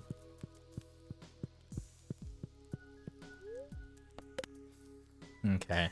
Obviously can't go out on a Wednesday to befriend him, because he'll be closed today. Also, thanks for the 1,000 gold for sashimi. Okay. I see you, Pierre. He really was waiting for a long time for that. If he's willing to pay 1,000 gold for a plate of sashimi that I just got in the mail on a whim, I'll take it. 25-year-old fish. The sashimi was actually decently fresh. It's just the request for said sashimi was definitely not.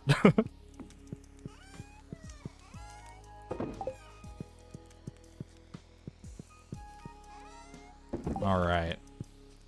Oh, I forgot to go buy movie tickets. It's okay. Pierre doesn't open until 9 a.m. anyway, so I can buy... Well, actually, I don't even think that you have to wait for the movie theater to be open to buy the movie tickets, right? Because I am all out of movie tickets now. Look at our diamond supply. Oh my gosh. We're out of control out here.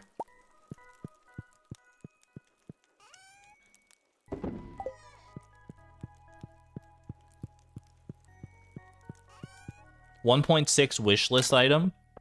Make it so one of Pierre's loved gifts is pizza, because he loves the personal pizza at the movie theater. Don't ask me how I have that locked in my brain. So why doesn't he love the normal pizza? Make it make sense. My friend this year is Sebastian, by the way. At least we can give him something.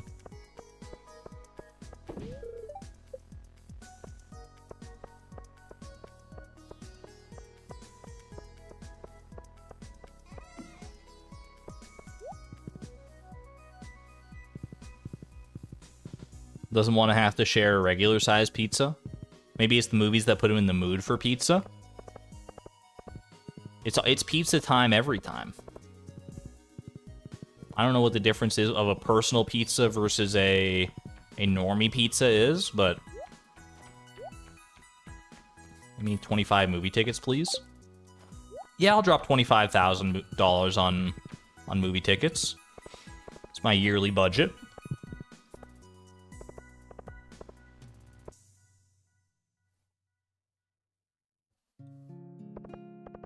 Hold on, you said Pierre's favorite movie is Wumbus. Is Wumbus coming up?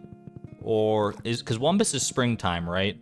That's not Wumbus. That's Wonders of the Natural World. It's summer anyway. Okay, fair enough. We should be able to befriend him before summer because his birthday is right at the end of spring anyway. So if we don't get there before then, we'll definitely get there via that birthday. The economy in Stardew is so insane. I have to imagine it's like, you know, 1 Stardew Gold probably translates to like a penny more than it translates to $1. It doesn't necessarily make everything one-to-one make sense, but it feels more right than paying like $1,000 for a movie ticket. Instead, you're paying like $10 for a movie ticket. If we go with that conversion rate, it makes a bit more sense. How you doing, by the way, Shane? We haven't spoken in a while. You like talking to me? I guess I believe you. Maybe you're as weird as I am. All right, I'll talk to you again in like 2 years or whatever the next time I see you is. How you liking your Wumbus statue, by the way, Pierre? In the mood for a little shopping? Nope. See ya. Thanks for the offer, I guess, but no dice today. The economy is just bad. Imagine going to the movies with Pierre. We're gonna be like one of the only people in Stardew history that's ever taken Pierre to the movies, probably. But it's only for the express purpose of friendship, so maybe other people will take him to the movies just for friendship's sake. But I have to imagine if you're playing Stardew and going to the movies just like for fun, you're probably doing it with like one of like the marriage candidates as a fun little like date night thing.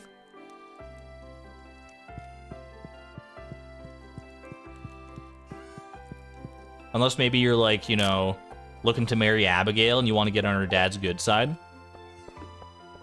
And you're like, hey, you like Wumbus, right? And you just see Pierre's eyes light up like a child on Christmas morning.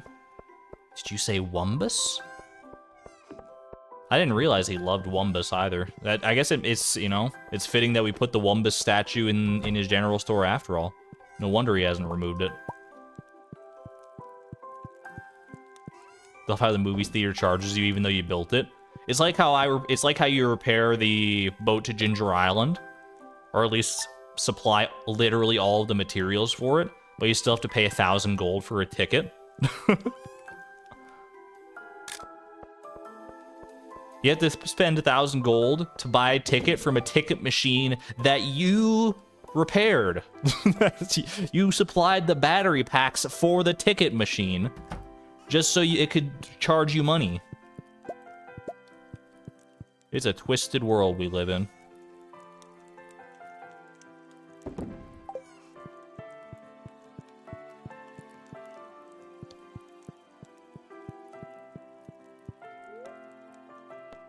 Gotta cover the fuel costs somehow, and Willie's time. I mean, like, true enough, but they can't just give you, like, you know, the maiden voyage for free, like not even just like one trip to Ginger Island on the house, because like you're so cool and made it happen and just made it possible to begin with. Am I just saying that because it would be nice for price of perfection purposes? Maybe. But I think it's just good. It would just be good practice in general. It would make sense, right? One little freebie, maybe like one free trip to Ginger Island every season or something like that. A VIP lifetime pass. Who said this game has to make sense? Me? Raise his hand. I want my fantasy farming game to adhere to the grim, strict laws of reality at all times.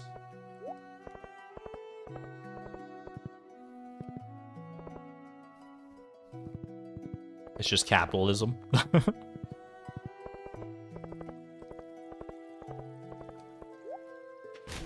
You know what might be a fun mod to work on? This wasn't, I have an idea for a mod thing I want to do, and this is not that. This is just something that's kind of come to my mind recently here. What if we looked at the price of perfection again and looked at all like the necessary costs and made a mod that eliminated all of those costs in some way? Not just by like making all the things you have to buy like, you know, free, but by like introducing them in other facets of the game that mean you have to like go out and do a bunch of other stuff. Like, what would it take to lower the price of perfection to 0?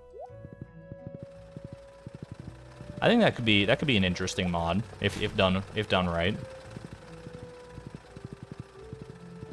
Removing the capitalism from Stardew Valley. You never have to spend another dollar again, as long as you put in the hard work and elbow grease.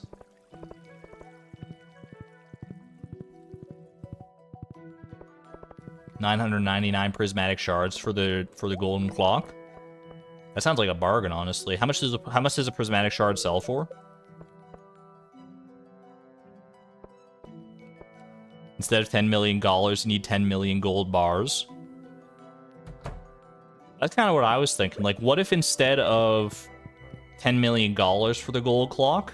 Oh, we're not going to the movies. We can't go to the movies yet, right? Don't feel like going to the movies. All right, fair enough. What if instead of $10 million, you just had to have, like, a full inventory of gold bars? Just as many gold bars as you could possibly hold. And then you could afford the gold clock with that.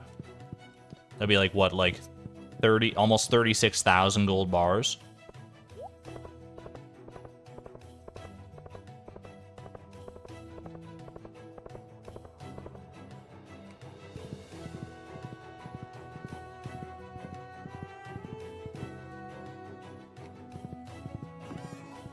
Sounding like Algo now. Exclamation point Algo.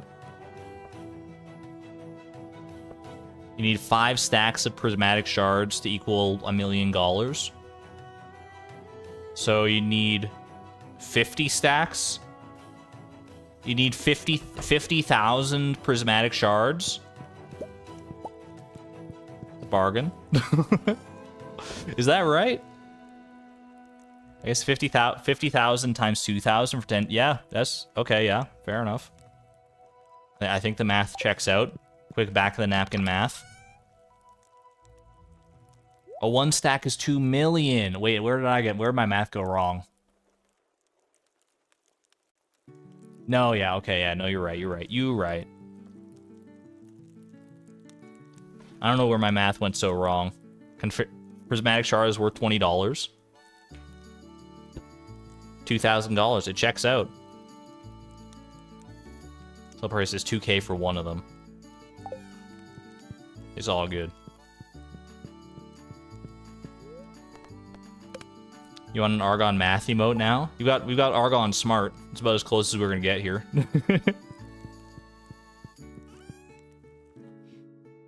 I think it's Argon smart or something like that. It's the we got Chloe with the glasses. Big chest could hold it. There are very, very few things a big chest would not be able to hold.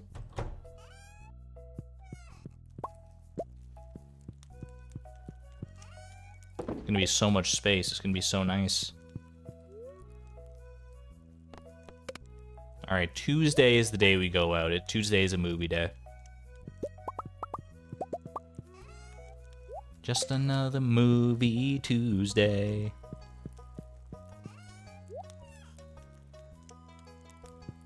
Or the gold clock could be the reward for completing every chi quest in special order. I feel like that would still be too easy. Like the gold clock, like $10 million, you have to. It's a monumental amount of money. If we were to replace that with something else to be able to get the gold clock like for free, it has to be a Herculean endeavor.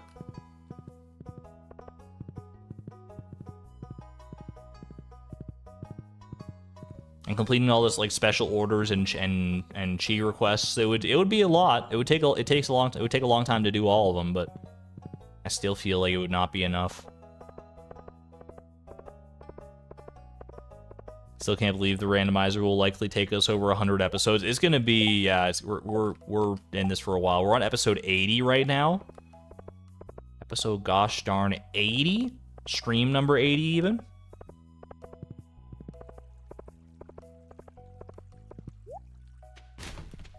How have we arrived?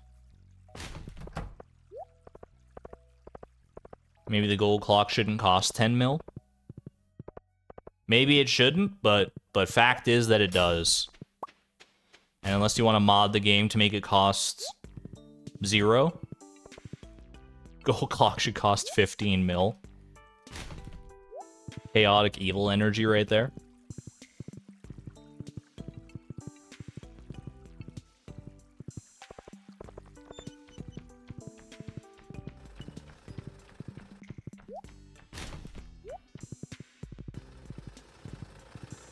For every piece of sap you eat, the gold clock becomes cheaper by 1 gold. How much sap do you eat? Now that's the question. Maybe that's the path we take.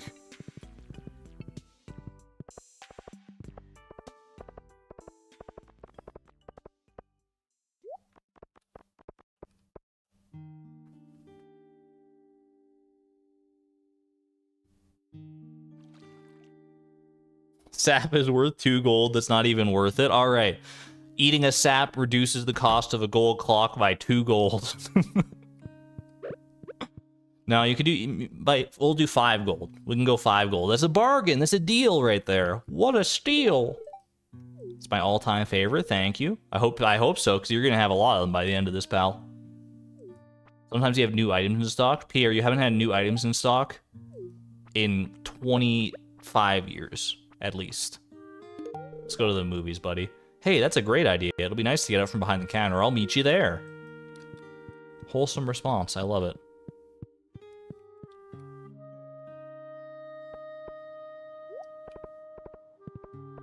Spending your life force on the gold clock.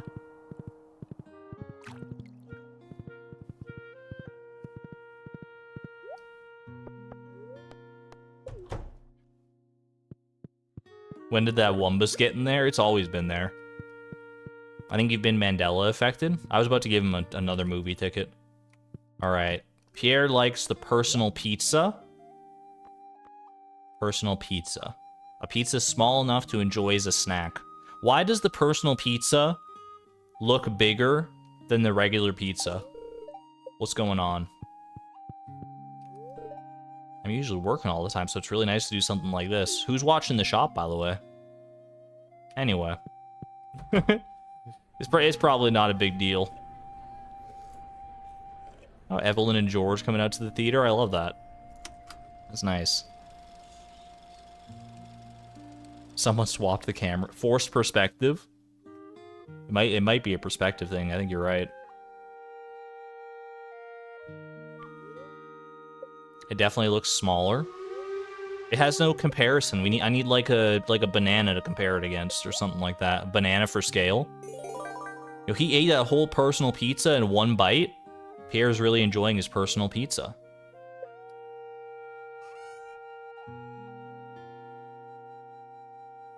You wonder why Concerned Ape decided he likes Wumbus? Honestly, it's a good question. I don't know. It's probably just like one of those things you decide on a whim, and you just don't really think about it that much. You're like, well, Pierre's got to love like one of these movies. Which one? Why not Wumbus? We'll make him a little quirky that way. I can kind of understand where he might be coming from in that mindset. Not bad. I wonder if they have any merchandise I could stock. Yo, sponsorship. And I kind of understand like the whims of the creative like that. Because when I was making the mod I was talking about earlier, and I implemented the candy cane. When I was in the process of making it, I was like, okay, I gotta decide who's gonna, like, this candy cane, it's gotta have a purpose for being here. It's gotta be like a loved gift for somebody. So I was like, okay, who's it gonna be a loved gift for? I made it a loved gift for Vincent and Jas, because I'm like, kids love candy canes. And I was like, that doesn't feel like enough. So I was like, you know what? I'll make it so that George loves candy canes too. Why not? George seems like the kind of guy who could be a closet candy cane enjoyer. It's like one of those like it's like a candy cane's like a snack as old as time itself. Yes, George, the hard candy. I didn't even think of it that way, but Shouldn't Gus as well? Nah, Gus has made too many candy canes. He's sick of them.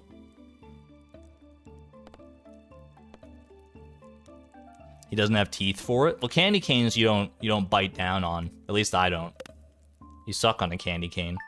Or lick a candy cane.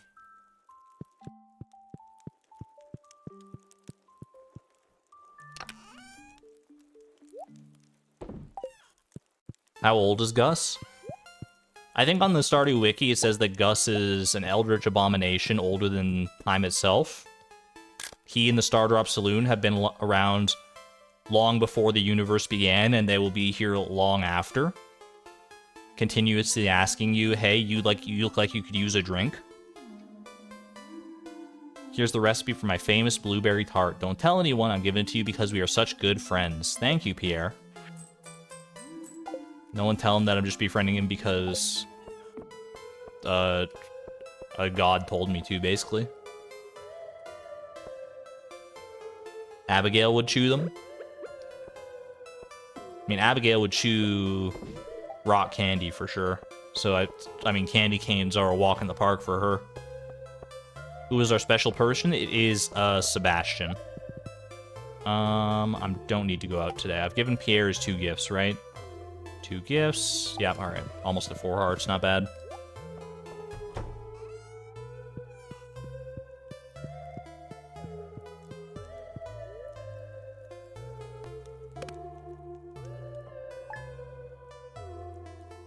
Is Yoba telling her to do this stuff? Is that like the lore of the challenge? I kind of like it as lore. I don't know if it's ever been fully canonized. It's at least headcanon for me.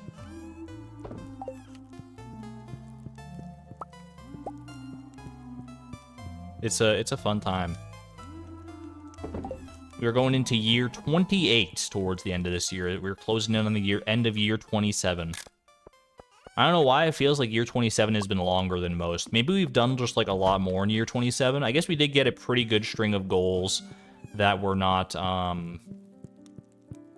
or that were like relatively short to complete.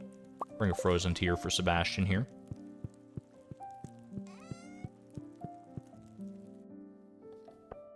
Beatrix believes in Yoba. Undecided.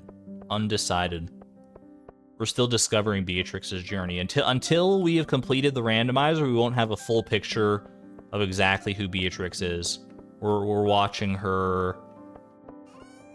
We're watching her grow in vivo. In real time.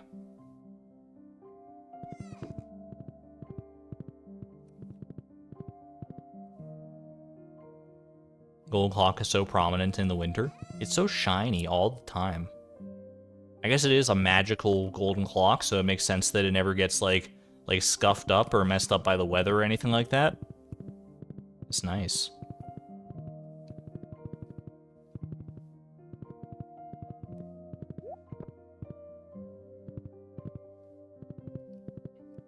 I said my headcanon was Yoba telling her, so I got confused.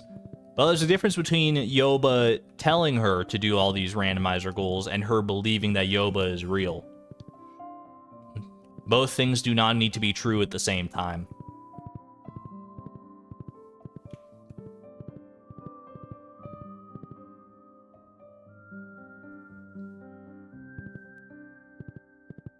Its job is to keep debris cleared. I guess, you know, I never really thought about that.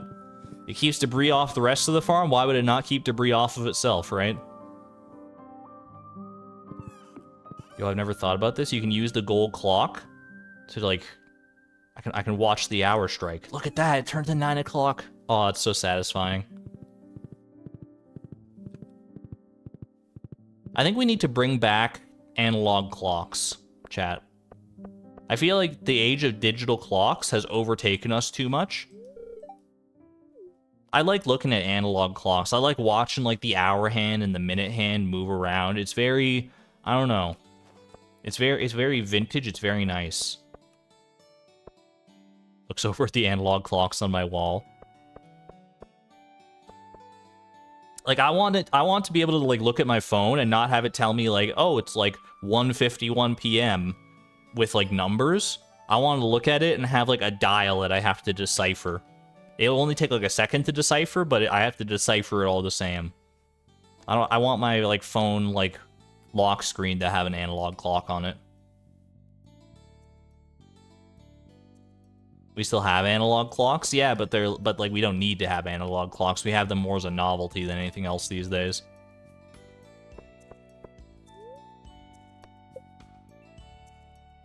I will give you 80 bananas. No, I'll give you a frozen tier, pal. Enjoy. Who do we get? It's Gus! Gus, give me the candy canes! Give me the candy cane recipe, please! We've been begging for it. Begging and pleading and waiting all year round. Come on. I'm your secret gift giver this year. Alright, what do we get? What do we get? Is it gonna be food? It's an emerald! It's not food! Unless he thinks I'm Abigail. We found an emerald. I'll take an emerald. Of, like, the basic gems, like the non-geode related gems in Stardew, probably emerald might be my favorite aesthetically. No, actually, I really like rubies. I think rubies might be my favorite aesthetically. But emeralds are not far behind at all.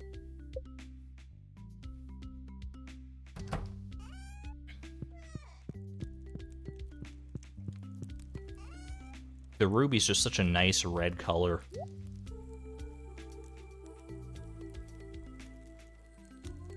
Rubies. Topaz, I could take it or leave it. Jade, not a huge fan of jade, personally.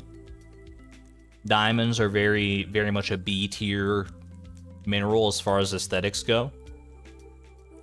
You're an opal fan. I'm not factoring in geode gems. I'm just factoring in like the ones from like gem nodes, like amethyst, aquamarine, all that stuff.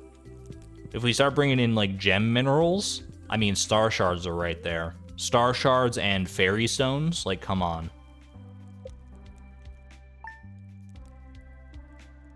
You appreciate aquamarine's edibility. Aquamarine kind of looking like a jawbreaker for real.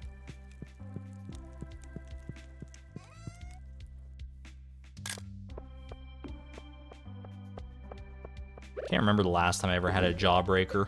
I had jawbreakers in the past as a kid. I don't think I ever finished a jawbreaker.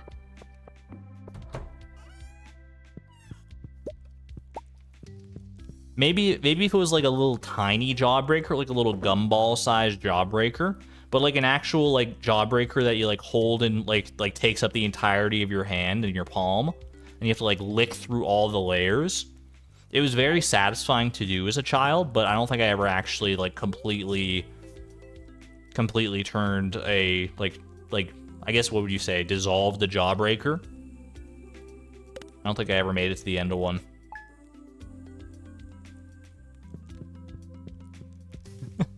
That could totally be, or at least I don't know if it should be, but I could definitely see it being a meme speed run. You know, like how like people will do speed runs of like Small Ant did like the speed run of like sharpening like pencils and stuff. How fast can you finish a jawbreaker? that could be the new meme speed run that takes the internet by storm someday. I could definitely see that. But we'd have to normalize the size of jawbreakers. Could result in some dental problems. I mean, if you take good enough care, and you don't do too many runs back to back, then you'd probably be fine.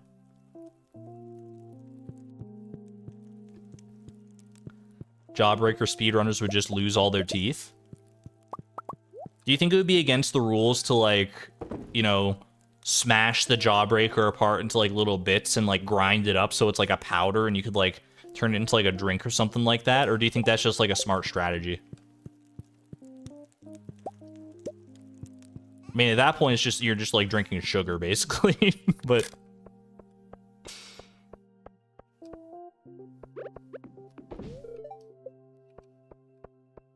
category extension, absolutely. I think like the any percent basic category would have to be like you have to lick the jawbreaker. You just have to like lick the jawbreaker until it's gone.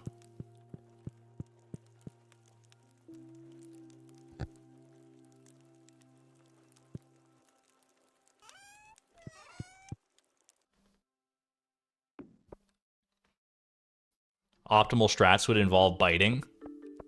I wouldn't be there for that. I wouldn't be there. I would if Jawbreaker speedruns ever devolve into biting meta, I'm out. Crunch percent, no thank you. I don't have the teeth or the mental fortitude to accept that. No teeth percent, exactly.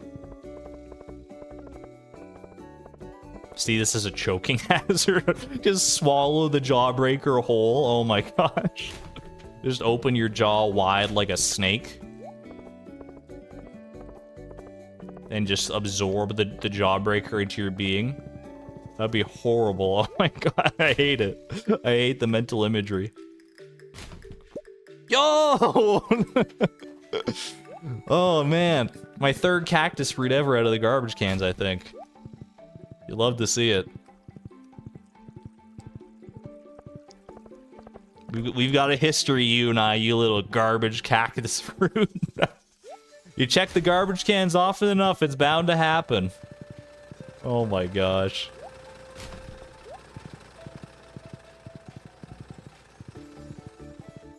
I've just, this is officially a price of perfection valid seed as long as you're willing to wait until year 27. It's not that bad. We've done worse.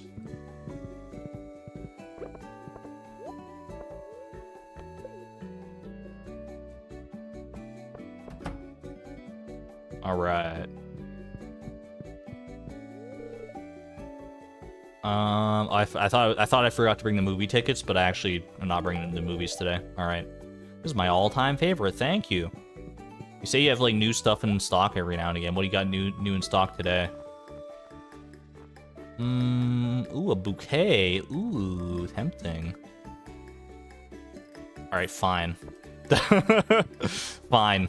I'm here. The catalog's right there. I got $30,000.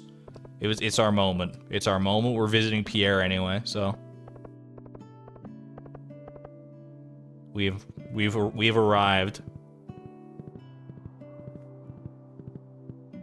4 hearts, floors and wallpapers. Pierre does have like 1 heart event, doesn't he? Where we like find his secret stash or whatever. I don't remember when that happens, but I believe that is a heart event. Keep this down here. Wallpapers. Oh my gosh. It's so overwhelming. All the wallpapers, all the flooring. I'll have to mess around with that in my off time and see what I might like. We might be due for a fresh coat of paint inside the house here though. All right, cactus fruit. You know what, this cactus fruit, you came to me. It was a serendipitous moment. I will use you to christen in the new year. I will sell... Wait, I can't sell the cactus fruit. I can't ship the cactus fruit. I caught myself. Right? I can't ship it? I can't ship it. Okay, we're good. We're good. Alright. Cactus fruit, you get to survive this day. Where do I put you? You're not even a memory of mine, but... You're a memory nevertheless. For some reason, you feel like this cactus fruit is important. Give me a pub table. Can I put a pub table down here? Little pub table. Sneaky cactus fruit. There you go. Perfect. Tailor it.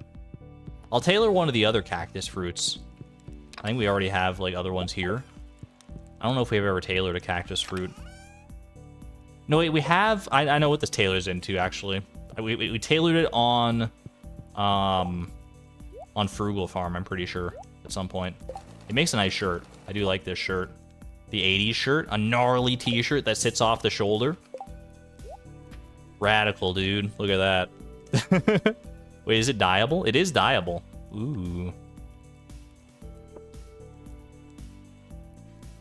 I guess this is a good reminder. Should we now pivot to a springtime outfit before we move into spring here?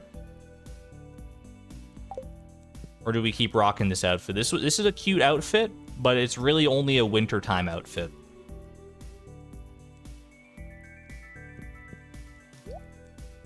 It doesn't fit in spring. Plum chapeau. Okay. Yeah, too hot for spring for sure.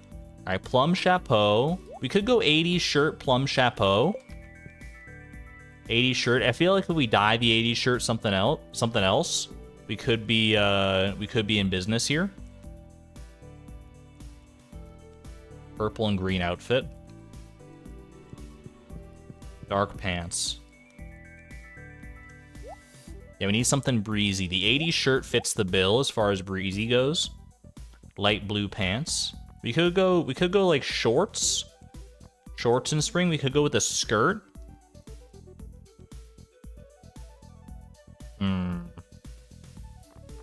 Light blue pants, you said. How do these light blue pants?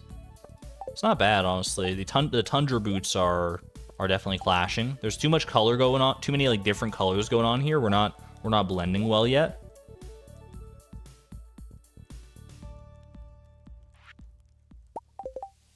How do we feel about leprechaun shoes? Leprechaun shoes. Genie pants? Do we have any genie pants? We do have the green genie pants from the frog fit. I remember that. Our frog onesie.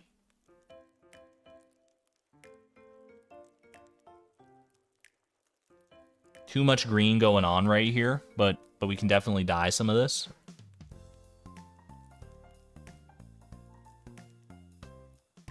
We match the secret stash now. What is this? It's not terrible. Not in these colors though. What about skirts? We do have skirt options as well. We have skirt options. The frog hat with the green outfit. We've been there. I feel like we don't want. I feel like we don't want to go green, honestly. If we're going with the plum chapeau, if the plum chapeau is such a statement, it's such a noticeable feature. I feel like we have to keep going with like sort of like we have to match a bit better than green here. Let's see. I'm gonna take a rainbow shell. I'm gonna dye this 80s shirt. A white 80s shirt and a plum colored skirt. I'm picturing it. I'm picturing it in my brain, and I'm starting to like it. Okay, let's see how this goes first. Okay. Go like so we could go like a full like white shirt. We could go white 80s shirt. Hold on. Yellow 80s shirt. Yellow. What like shade of yellow? Could also go with like a light. Ooh, I mean, it's not bad. The purple. It's a little. Maybe it's a little too purple. A little too purpley. Orangey. I do like the purple personally. I mean, I like the realm of the purple. Could go pink as well. You liked white a lot. Fuchsia. I mean, this is very red. Fuchsia. Fuchsia's not bad. Deep purple. Plum. Go full plum build.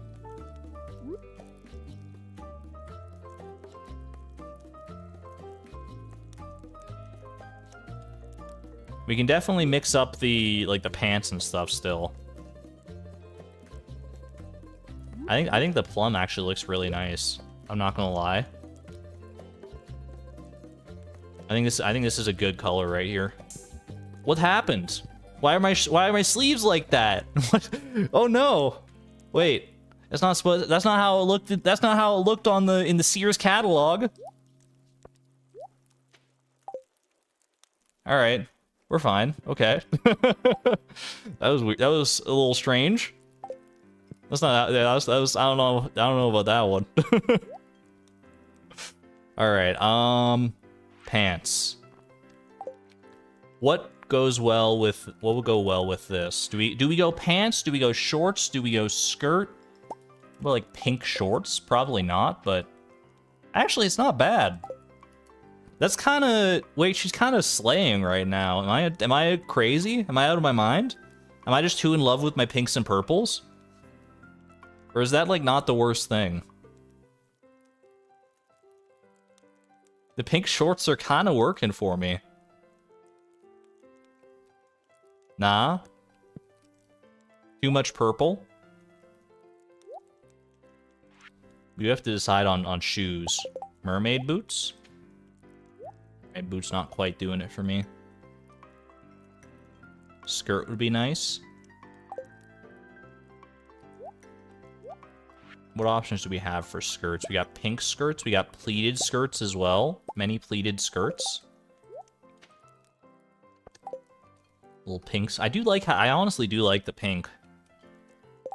Like the pink shorts or the pink skirt. White's not bad, but we use the white pleated skirt a lot. None of those are really doing it for me. I feel like the white is a little too I mean, we just use it too often, I think. One day we'll tailor the other flower colors. We have blue flowers. I can go hold on, I'm gonna go pink skirt for now at least. I can go grab some blue jazz. We don't have blue options right now. I'm willing to tailor a blue jazz or two.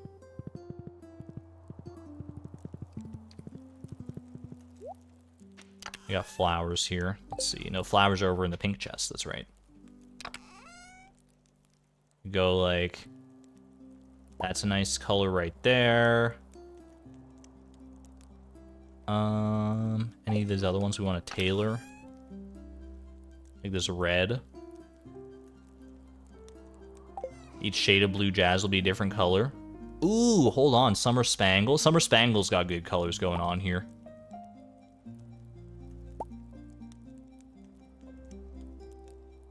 And tulips as well. Actually, the tulips might not be like this. This is a nice tulip color. I like that one. The fairy rose pink. Fairy rose is the long skirt. We'll tailor like a few things here. Just, you know, we're not necessarily going to use any of these, but the flowers do tailor into more like pants options, which pants are definitely, or like bottoms in general, pants, skirts, dresses, that sort of thing. That's what we're lacking in our wardrobe more than anything right now. Let's see.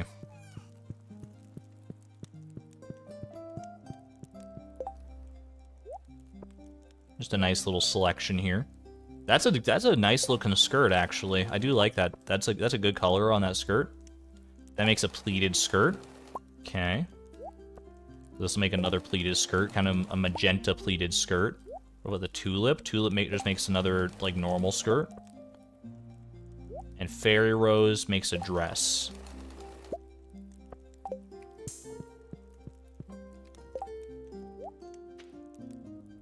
Too much. This is definitely too much purple. That we need to go like, wait, I'm honestly, hold on a minute. Kind of splitting the difference between like a pinkish and a whitish and long skirt time.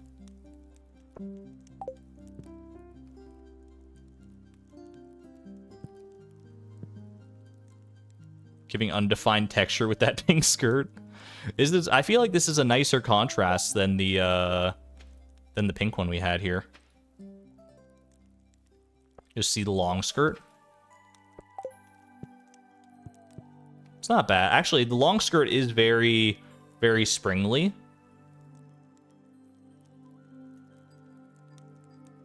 Yeah, the long dress is not bad.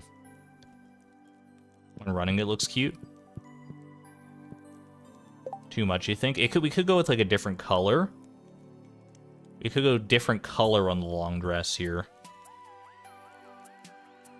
Long skirt in the purple. Like a long skirt in like... Well, hold on. I'm willing to commit another rainbow shell to this long skirt and just see, like, what might be a good matching color here.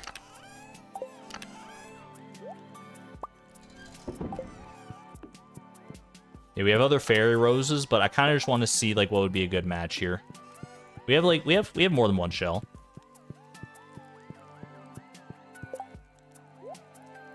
All right. Hit me with it. Okay. Do we stick in the realm of, like, pinkish purple here? Like, do we go... Do we try and match up with, like, the plum? Probably not. That's too much. We need to contrast here. We need to contrast. The light? Kind of like a light purplish? Is that, like, too light, maybe? Maybe we go a little more on the blue shade?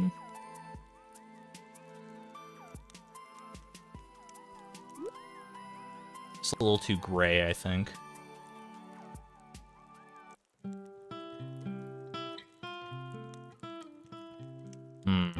Didn't know that rainbow shells did this. The more you know.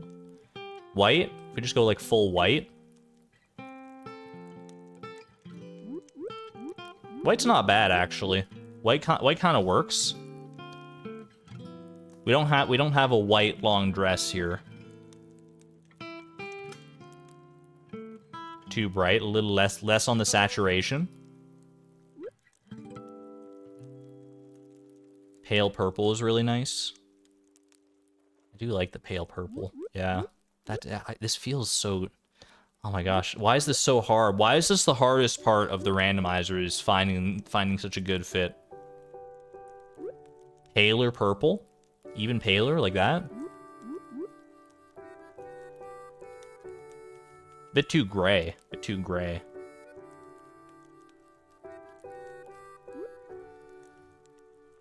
Lovely.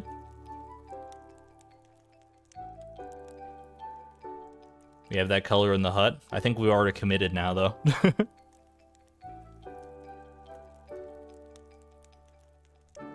More saturated, maybe? It's such minute differences at this point.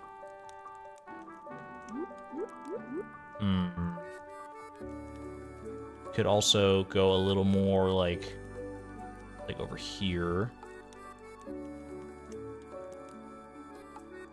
Almost white with a hint of purple. If we go like a little higher saturation. I could spend a full 3-hour stream just doing this, to be honest with you. How do we feel about this? Is this good? Is this a good fit? Already looks better. All right, we're locking it in. We're locking it in. She's slaying right now. I do like this. This is a good spring outfit. This is a good spring outfit. I think it's I think the dress contrasts quite well. Do we care about boots? We don't really see our boots most of the time. Like, probably not. I don't know. Gone. She's giving Gone with the Wind. It is a really nice hat.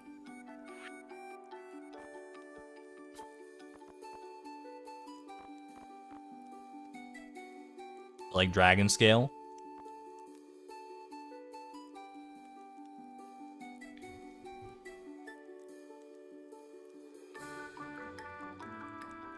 True neutral boots were good. Could also check just for the color difference there. I think I think maybe this is a no boots situation. I feel like no boots is kind of fine here. Sivan, thank you for being a member for 4 months at the Neutron level, by the way. This is a great spring outfit. Thank you. Thank you. I'm pretty satisfied with it. I'm willing to lock this one in. I'm willing to lock it in and send off into a new year here. New year, new me. What do I ship for the new year? I need to ship something. I just need to ship something at the end of the day. I just need to ship something. Just so we can see the end of year screen. Casual 486 eggplants. I can ship like half of them. We are kind of eggplant adjacent with our drip right now, so send it. Why not, right? Oh, you're right. The pin message is no longer accurate. That's true. Thank you, Frog's Legs. Thank you. All right, and just so we're all on the same page, we have indeed shipped eggplants before. It was, in fact, I think our first shipment item. So there you go. All right. Took a little while to get here with a little bit of a fashionista detour, but we are about to head into year 28. As many years as there are days in a Stardew Valley season. And who knows how much farther beyond we're going to go in this randomizer. Chat, get yourselves ready. You know the drill at this point. Get your fireworks emojis, get your party poppers, your champagne to celebrate. Get it all primed in chat. Don't type enter yet because we got to count down from 10, 9, 8, 7, 6, 5, 4, 3, a 2, a 1. Happy New Year. Day 1 of spring, year 28. Oh my gosh. Year 28. That is it's almost as many years as I've been alive. Crazy. Crazy, crazy times it is. All right, let me head over to Nightbot here real quick. Nightbot, why are you telling these people it's year 27, Nightbot? That's so last year. All right, year 28. Perfect, perfect.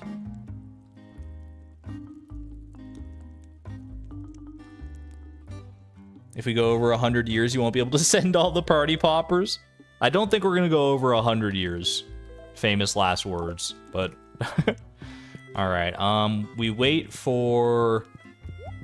I was going to say we wait for Tuesday to go and befriend Pierre, but we have to go, like, buy seeds today and stuff, right? So we're going to have to go there anyway, but we're not going to be able to catch him or to bring him to a movie today is the only thing. Hello? Oh my gosh, year 28 special cutscene? Hi Beatrix, are you free this afternoon? I finally got my act together and I'm gonna do an art show tonight in the town square. Let's go! I'm in town between 3 and 5 p.m. if you want to be there. I'll be there. Great way to christen in the new year. I'll take it. And 50 wood for the road. All right. Let's go get our field ready, shall we? For whatever crops we decide to plant. I still don't know what crops I want to plant necessarily, but I want to plant something, as we always do, so let's make the most of this. Walk down to Marnie's ranch. Is there something I'm missing at Marnie's ranch? Is there a heart event down this way? We got Haley's heart event the other stream, I think.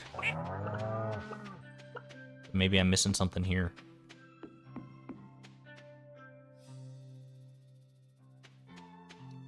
I can't go into her ranch yet, but... Ooh, HelloFresh? No HelloFresh, but I will take a little triple shot espresso just to start my day off, right? Have a good one there, Bex. Thank you for hanging out for a bit, and take care. The mushroom trees are out of control down here. Oh my gosh. Alright, I'll deal with that later. Right now, gotta deal with this. Okay.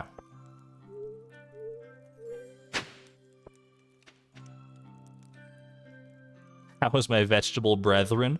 Colleen? Chat Colleen? Cauliflower Colleen? Hopefully you're both doing well. Colleen has managed to withstand the winter.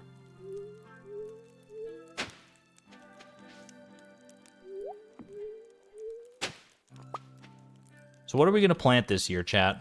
What are we feeling in the mood for this year? Like, I kind of want to do giant crops again to try and get more, to try and get all three. But obviously we already have the cauliflower. So I don't know if we pivot to something else instead here. Strawberries, of course.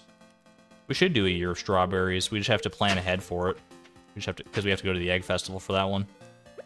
Get off of my field, please.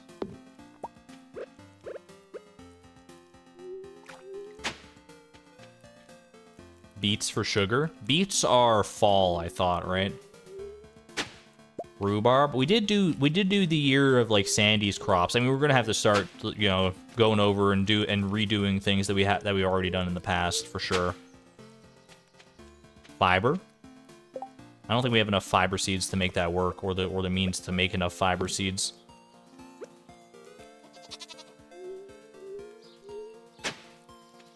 Flowers again. Yeah, we could try and do and plan for next year to be the year of strawberries. We just have to go to the egg festival this year.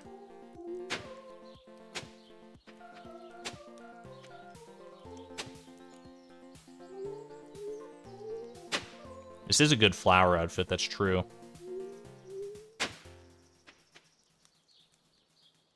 Rhubarb is very nice. Just like aesthetically speaking, rhubarb is pretty hype.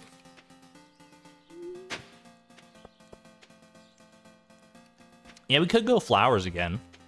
I'm not necessarily I'm not opposed to it. You know, I'm not gonna water any of this actually, because it doesn't matter. It doesn't matter. It's not like we're gonna be paying too close attention to them anyway, and they'll all still be in sync since none of these tiles are pre-watered anyway. We'll just be 1 day behind the curve here. Okay. How many spaces do we have? I always have, I mean, 138 is the default amount of spaces with all the logs taken into account. We're missing 2 with the meteorite, that's 136. We're missing 9 with the giant cauliflower, that's 127. 127 hours. Great movie. Great movie. Probably a great book, but I never read it.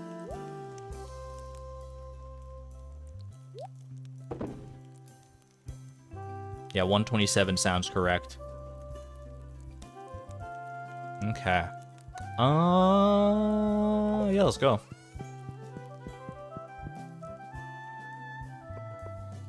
I think I forgot hoeing near the Junimo hut. If I missed any spots, I can catch them on my way back when I actually go to plant the stuff here. Yo, I kind of like how the dress like drapes like that when you're on the horse. I never even realized that it did that. What's the movie this year? It is right now it is Natural Wonders. It's the documentary one.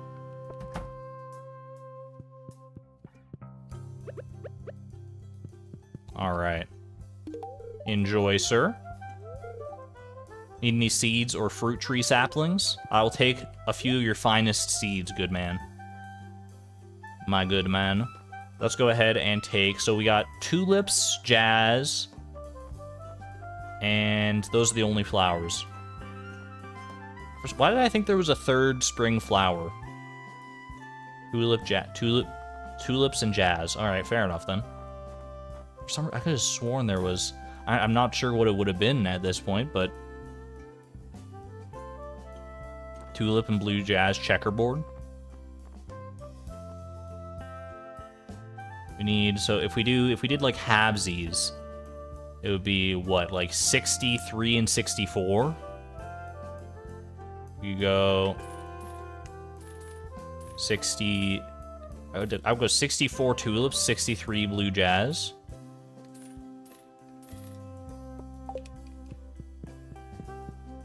Mix it up. How are you doing, by the way, Leia? You're nervous? Don't worry about it. You're gonna kill it. I'll be there later today. Yeah, what time did she say I have to be there between 3 p.m. and like 5 p.m. or something like that?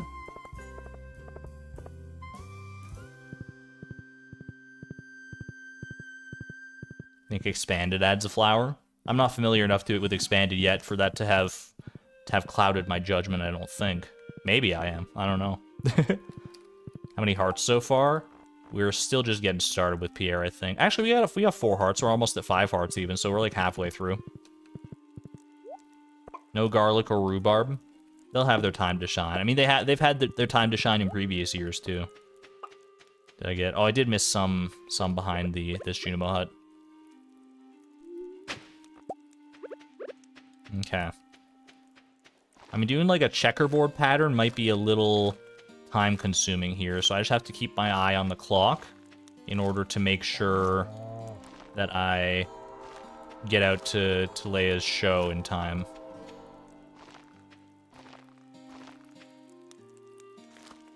Also, I don't know if this is going to be exactly right. I'm laying it out how I think it should go here, but we may have to, due to the layout of how this is, we might have to get a little creative with some of this. Okay.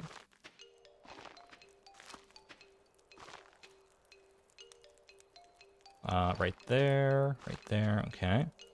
And then it would be here. Oh gosh, this row is going to be like all blue jazz. Are we allowed to enchant tools? We are, yeah, we are actually allowed to enchant tools. We tried to get a powerful axe a little while back, but it was not in the cards. And we have a very... Actually, I don't know if that was right to do it like that. Oh well.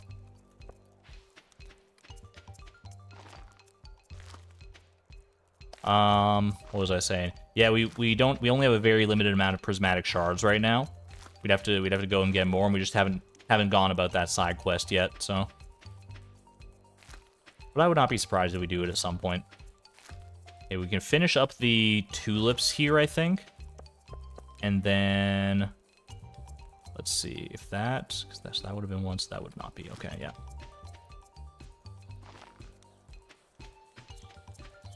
Yeah, we can finish up the tulips here.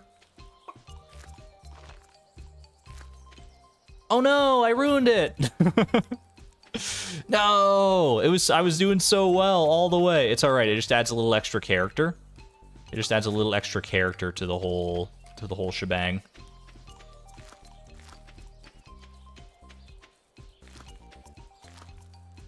I've got one tulip bulb to spare. I don't even know where to put this darn thing.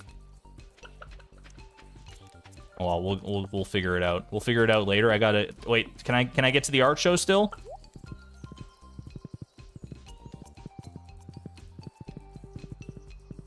Well, I guess I can use the. Wait, hold on. I thought it's between 5 p.m., right? 5 p.m. We're good. We're gonna make it. Ooh. Oh, cutting it a little close. All right. We got there. I think it was 5 p.m. Man, Leia must have been getting real antsy. I match that one statue. We do. We look just like Egg Boy. All right. Man, literally everyone in town is here. Crazy. And some people from out of town. What are we planting with the tulips? We got blue jazz to go. Some of you know I came to this town because I wanted to draw inspiration from the beautiful surroundings. This place really feels like home now, and it only took 28 years. Okay, I'm going to introduce my sculptures now. That is so tall. How do you even get that in and out of like a building? That's crazy, man. Yeah, I mean you lie it down obviously, but still. I haven't named this one yet. She started as an exercise in human anatomy, but I ended up seeing her through to completion. Her expression is intentionally unclear. Is she embarrassed, amused, pained? I'd leave that for you to decide. Yes. Interesting. This one's called Post-Dimensional Null Space. That's so me! Yo, chat, raise your hand if you're feeling like post-dimensional null space today.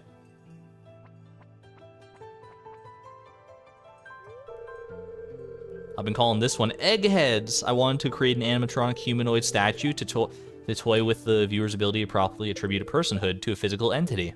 That's what I was gonna say, honestly. You just didn't give me the chance. And the last one is called Wood Sculpture 3. No, this is called How I Feel About Beatrix. Don't be coy. It's a celebration of my favorite sculpting material, wood. Those are my sculptures. Well done. Yo, we're all post-dimensional null spacing right now. I'd like to say thanks to my special friend Beatrix. She gave me the idea for this show and the courage to go through with it. Good timing on the music. I know that sounds cheesy, but it's true. Aw, you're welcome. Events like this really breathe life into our little town. Yeah, you should do more. You should put on more of them, Mayor Lewis. Post-dimensional null space is my favorite. Heck yeah. It's so wholesome.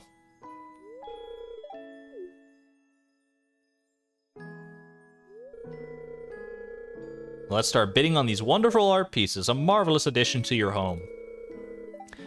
Do I hear 5,000 gold for the pink one? I'll take the whole lot. Add it to the 1.6 wish list. I want eggheads to be a purchasable furniture piece. I would love to have eggheads in my home. That would be so nice. That one's probably my favorite, honestly. I love eggheads.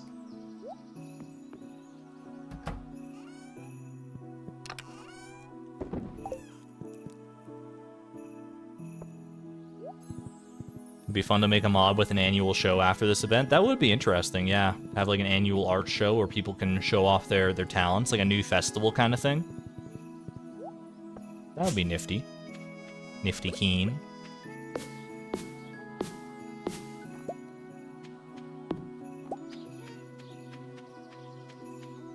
Walk down to Marnie's ranch again. All right, I'm trusting you, Leisha. I'll walk down in the direction of Marnie's ranch again, and I'll be bemused, or possibly amused. You can be amused and you can be bemused, but you can never be C-mused. And you ever think about that? Oh, you're right. Yo, you got me. I forgot all about this cutscene, honestly.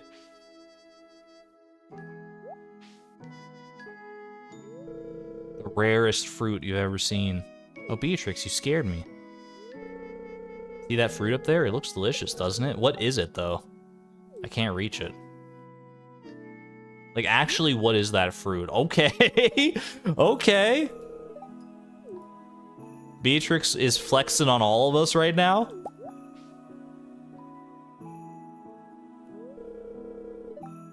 Just lifting artists left, right, and center here. It's an apple. Doesn't look like any apple I've ever had. Maybe like a crab apple. Oh, it is an apple. What the heck? It literally is an apple. What on earth?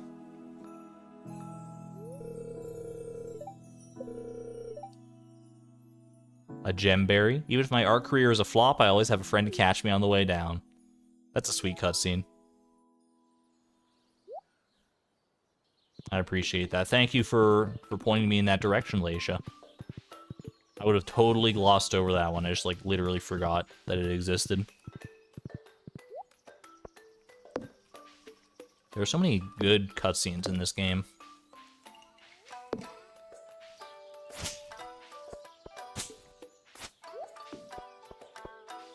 Alright, hold on, I'm just getting rid of all this.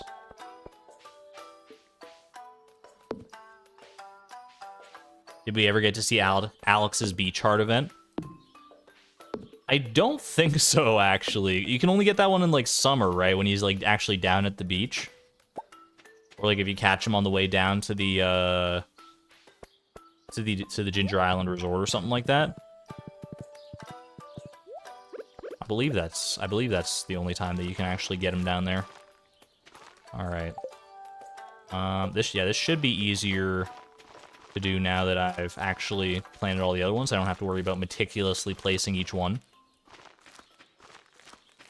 Just run around and hold down right mouse button. Why do I have so many paths? Gotta keep the debris out somehow. At least before we had a golden clock, and now it's just kind of like a force of habit thing.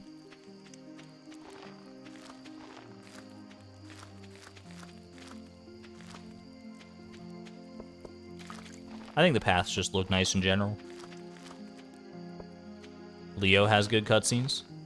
One more tulip for the road. All right, perfect. Leo does have good cutscenes. I think it's probably a product of being like some of the last cutscenes that have been added to the game in recent years. And Concerned Ape has refined his craft when it comes to crafting like a good narrative structure for a character and good cutscenes to supplement that. I feel like Leo's cutscenes definitely are a good testament to that. Why is one hut lit? Some of the Junimos they like to pull an all-nighter. The other ones are a little more weary. They want to be well rested for a hard day of work tomorrow, tending to the crops.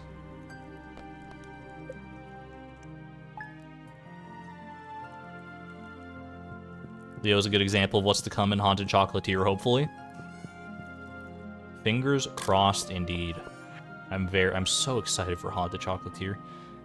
Thanks again for coming to my art show. It was such a success. I sold nearly all of my sculptures, and everyone was so positive and encouraging. She says nearly all of her sculptures. Does that mean there's still a chance I could buy eggheads? I'm waiting. I'm waiting with bated breath, Leia. If I start calling you Leia, will that change your mind? Can I please buy the eggheads? Please? Okay. We want to go out today to take Pierre to the movies, right? We've already given him two gifts this week, but we have to take him to the movies still this week. And Tuesday is movie day. So let's make it count.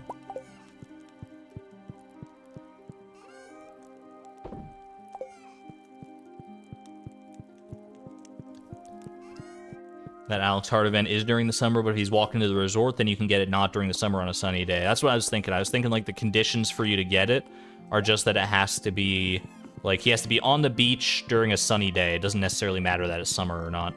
So that's, like, kind of like a cheeky way to go about getting it.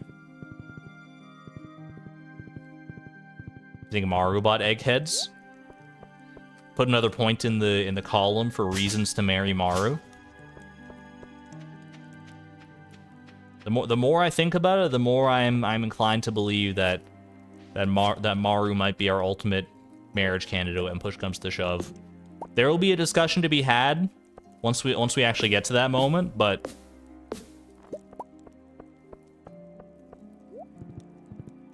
the heart wants what the heart wants.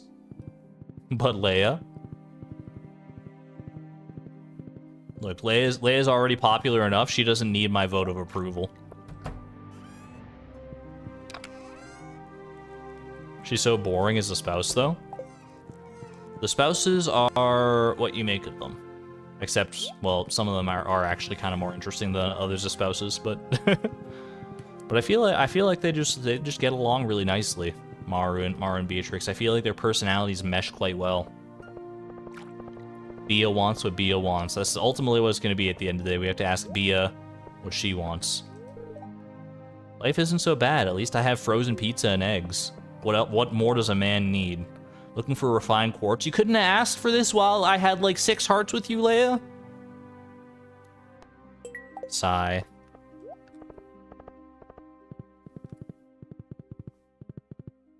I wanted to come down here and pet Dusty, but then I remembered that's a Stardew expanded thing. Oh well, maybe 1.6.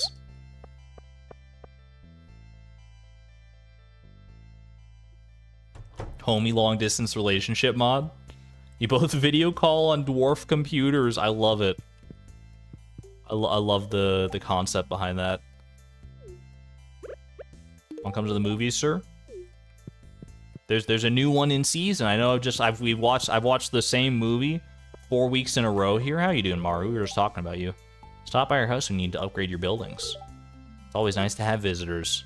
Wink. I think she's thinking the same thing, chat. I don't know. All right, let's go see Natural Wonders. My man standing in the Junimo again. When will he ever learn? All right, Stardrop Sorbet. I guess we're blowing a Stardrop Sorbet on this one. You gotta do what you gotta do. All right. Yo, it's a full house. At least as full as Pelican Town movie theaters get from time to time.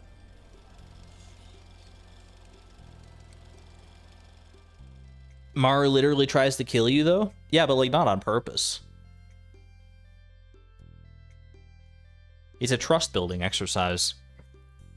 Natural Wonders, exploring our vibrant world. I feel like we haven't seen this movie in a long time. I do remember this, though. I remember speculating about what could possibly... Is this 1.6 preview? A second island with a volcano? And a little farm on the side there? The warm climate of the Southern Ocean allows for extreme biodiversity. I'll say, look at this biodiversity. You got 2 crabs. Why have 1 crab when you can have 2 crabs? Call now, place your order of 2 crabs. Oh my gosh. The hustle and bustle of Zuzu City.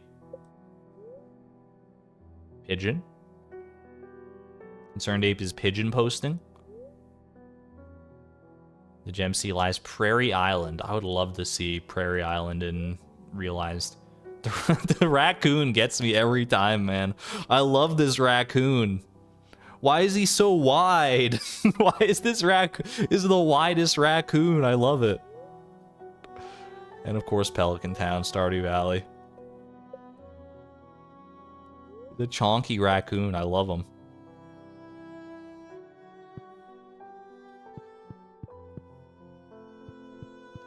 What do you think of that one, Pierre? I wonder if they have any merchandise I could stock. If you want to start selling pets, I would definitely buy that raccoon.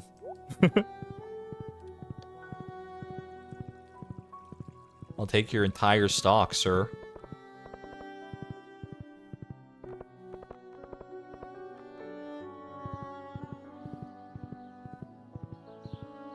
They should add raccoons to this game. There should be raccoons, like when you're searching garbage cans. What if there was like a chance for like a raccoon to like just come running out of it or something like that?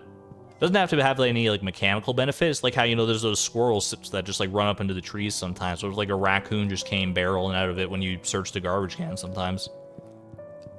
That could just be kind of fun.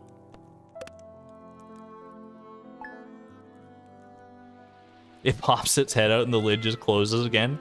-1 garbage can for you. Or what if there was a chance for the raccoon to come out, and if that item, if the garbage can doesn't have an item in it already, the raccoon just pops its head out, looks at you, and like pops back down. But if it does have an item in it, the raccoon pops its head out and gives the item to you in its like little claws. It like passes you the item, and then it goes back down. My heart's already melting at the concept.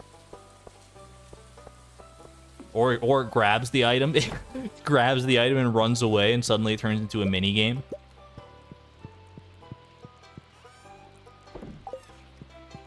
Chase the raccoon. That could be pretty good. Steals a random item from your inventory. Just don't be walking around. Imagine you're walking around, you're just checking the garbages on a whim, and all of a sudden a raccoon steals your infinity sword.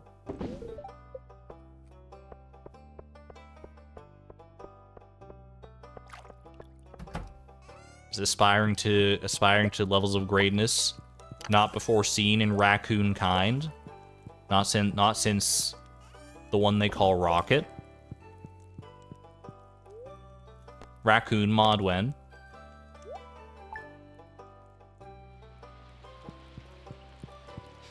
Do not encourage raccoons to frequent your trash. It's a nightmare. In real life, I'm sure it's terrible. Raccoons are known as a pest for a reason.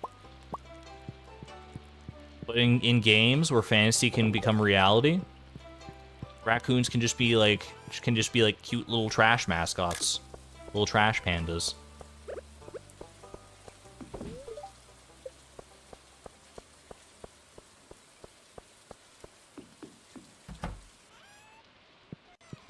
You'd love a pet that automatically searches the trash for you. Stardew with pets would be like pets that like follow you around, and you can like have them like give you different buffs and things, or like help you out in certain ways. Would be really cool. Don't get me wrong, I still like the idea of Stardew with pets, just as the pets like being their own thing. Like being able to get more than just like your cat or your dog or something like that. You kind of can with the fish tanks to a certain degree, but I feel like there's room for expansion even beyond there. Like Pokemon. I'm thinking more like summoning in RuneScape or something like that, where like you summon different little animals that can help you in certain ways. Like maybe there's some animals that can like act as like extra storage for you, like a little portable chest or something like that, like a big like beast of burden kind of animal. Or there's like an animal that you can like help you with fishing or something like that, like give you like a level like a fishing buff or something like that.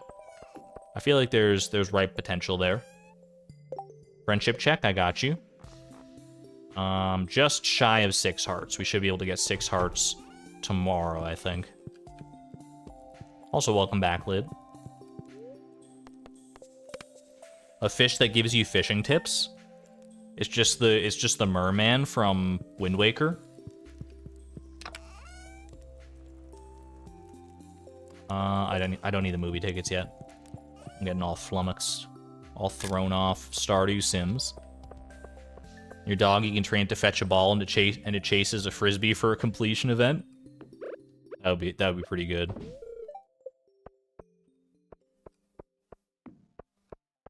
You want to be able to pick your dog / cat up. I mean, maybe there's more pet quality of life features coming. We already know it's on Concerned Dave's mind because we're getting cats with hats in 1.6. That is confirmed, and also dogs with hats. I don't think cats are getting preferential treatment. So maybe there's more pet bonuses that we're not even privy to yet.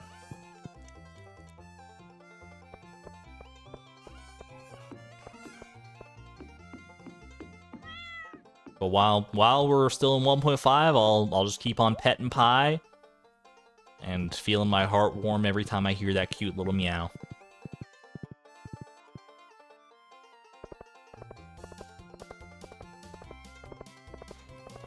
Compared to Harvest Moon, Stardew is much more solo in terms of you getting others to work for you. You can hire farmhands and get useful pets and stuff in Harvest Moon games.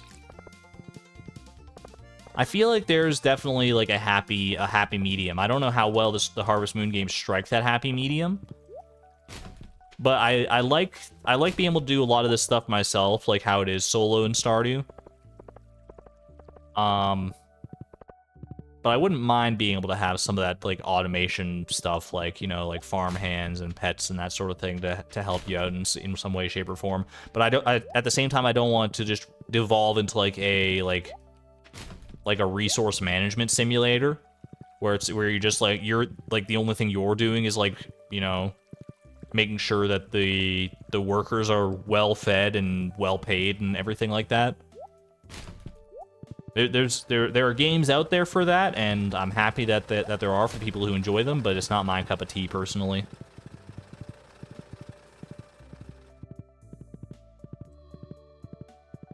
People on the farm we're talking about is the equivalent to the Junimos. Yeah, see, the Junimos is I feel like that's a good little example of the kind of minor automation stuff that I like. You still have to do a lot of the legwork, but it's there to just give you a little bit of a boost along the way. Did you know that my wife loves green tea? She loves it. Well, why the extra emphasis? My wife loves green tea. She loves it. All right. More power to her. Enjoy. I hope you love rabbit's feet. I'll see you later. Chat, how does Caroline feel about green tea? I forget. How does she feel about green tea?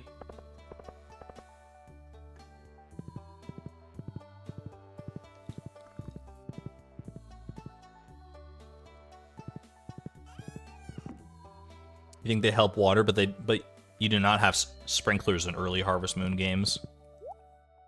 Valid then.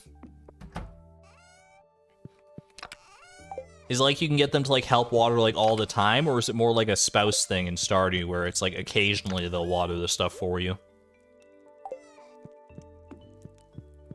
You don't think she likes it? She feels a little meh. Apparently she loves it. She's neutral on it. It's aight. Green tea. Alright, we wait for Tuesday now.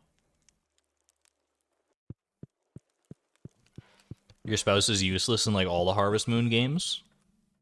They're just there for love. What more do they need to be there for, really? Although it would be nice if they, you know, helped cook every now and again, I guess.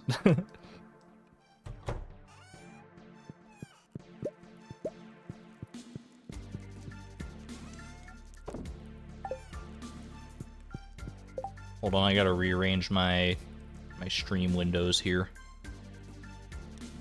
It's all out of whack.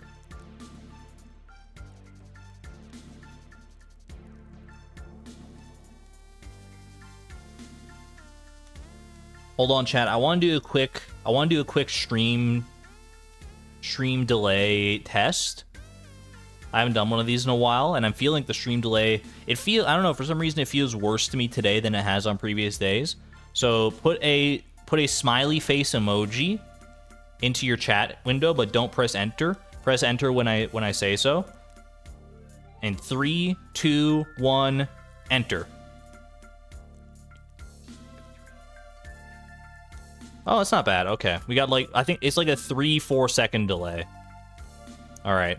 I think I was just getting, I don't know. For some reason, time is a fluid concept. All right. Disregard. Thank you for all the smiley faces, by the way. I love me some smiley faces. Couldn't get to the emoji in time. I didn't give enough of a lead up. That's my bad. Will you accept this cookie as apology? I will share with you one of these cookies. 1 for you and 2 for me.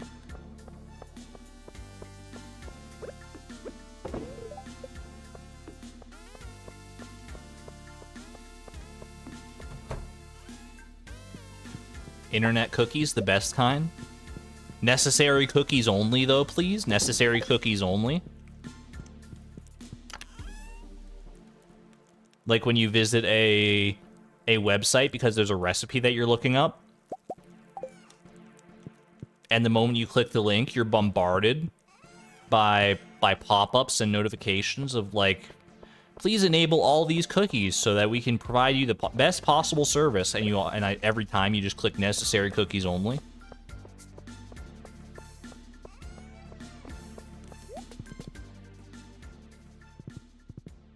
As long as there aren't any raisins in them. I am a noted raisin oatmeal cookie enjoyer. I know it's not necessarily a popular opinion, but I feel like raisin oatmeal cookies are, when they're done right, they go so hard. They are, and well, they actually don't go. I don't like the hard ones. That's a misnomer on my part. I like the really like soft, chewy ones. I don't want them to be like biting into like a CD-ROM. I want it to be like you're biting into a pillowy cloud. They're so good.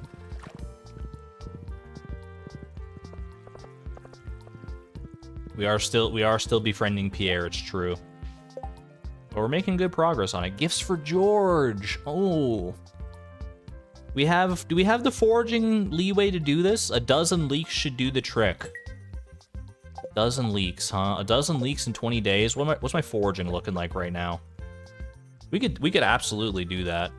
We could go out every Saturday, find a bunch of leaks.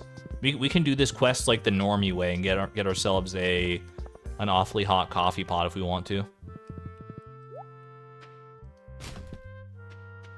Chewy oatmeal raisin are your absolute fave. It's a standout pick for sure. Yeah, leaks tend to be in the northern area. They're like in the backwoods, not to be confused with the back rooms, and they're in the mountain lake area. Excuse me? No one seems to be home. I wonder what's hanging out over here. Let me just move this gargantuan bookcase out of the way really quick. We found Pierre's secret stash. I've been looking all over for this. Hey, who's in the bedroom? Just your friendly neighborhood Beatrix. Don't know why I'm back here. How did you find that? Gives me such Super Mario RPG vibes, where you find like Peach's question mark, question mark, question mark. Promise me you won't tell anyone about this. Your wife deserves to know about this. What the heck, man? Do I lose friendship here? Are both of these options equivalent, or do I lose friendship on this one? Probably lose friendship if I go here, right? Okay, all right. Your secret's safe with me. Fair enough. Just forget you ever saw this. Okay. 500. You lose 2 hearts. Oh my gosh. It's kind of worth it though. I don't know. I don't think I've ever seen the reaction to that one. So I can just look it up on YouTube, I guess, if I wanted to. Now I have to find a new hiding spot. Grumble, grumble. Don't think I won't find your new hiding spot, old buddy, old pal.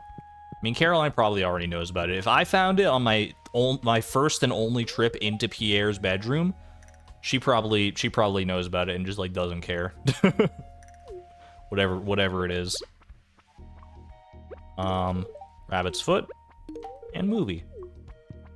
I will see you soon, my friend. We'll talk more about this during the movie. We already saw the movie the other day, so we can talk through it. As long as no one else is in the theater.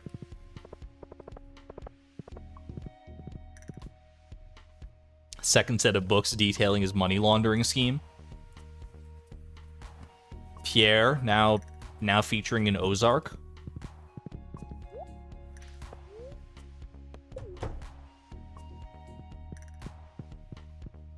What are you doing dancing over here, moviegoer? Ah, look at that popcorn go. Oh, the sounds, the smells. Imagine naming your child moviegoer. You're just setting them up for such a one-dimensional life. Crazy. Personal pizza, please.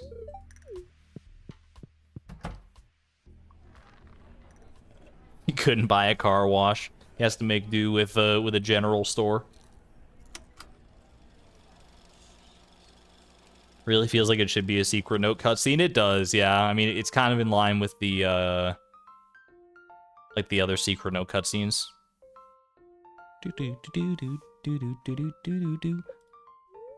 Honestly, PJR, pretty good soundtrack for this movie. Not the one that would have come to my mind first and foremost, but I think it kind of fits. Now we move north to the bustle of Zuzu City. It's a world of concrete and steel illuminated by the glow of the city lights.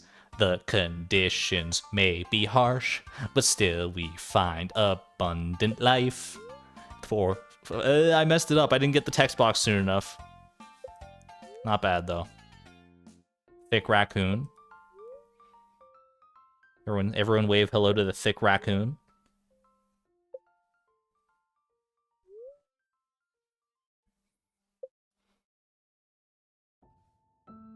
Your headcanon is that Pierre buys his fertilizer and stuff from Joja. There's no way Morris wouldn't know about that, and if Morris knew about that, he would use that as such leverage against Pierre. I'm not saying it's not possible. Maybe he goes in disguise. Maybe he wears one of those like Groucho Marx mustaches when he goes to shop at Joja. But it would be a diabolical scheme for sure.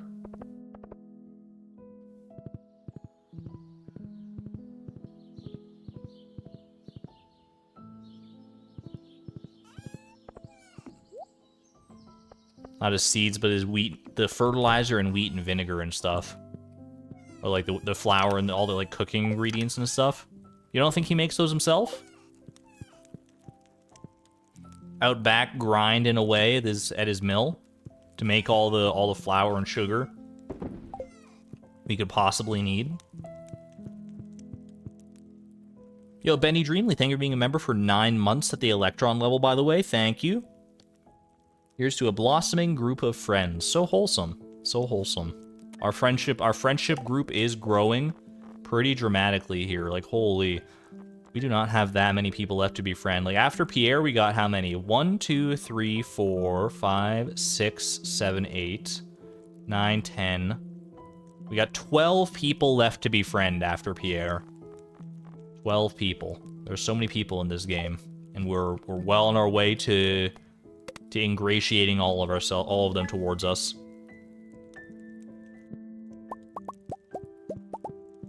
haven't even met Sandy. I've shopped at her store many times. I've paid my dues and been to the Oasis a lot, but have I actually met her? Do I even know her dang name? Who are we even talking about?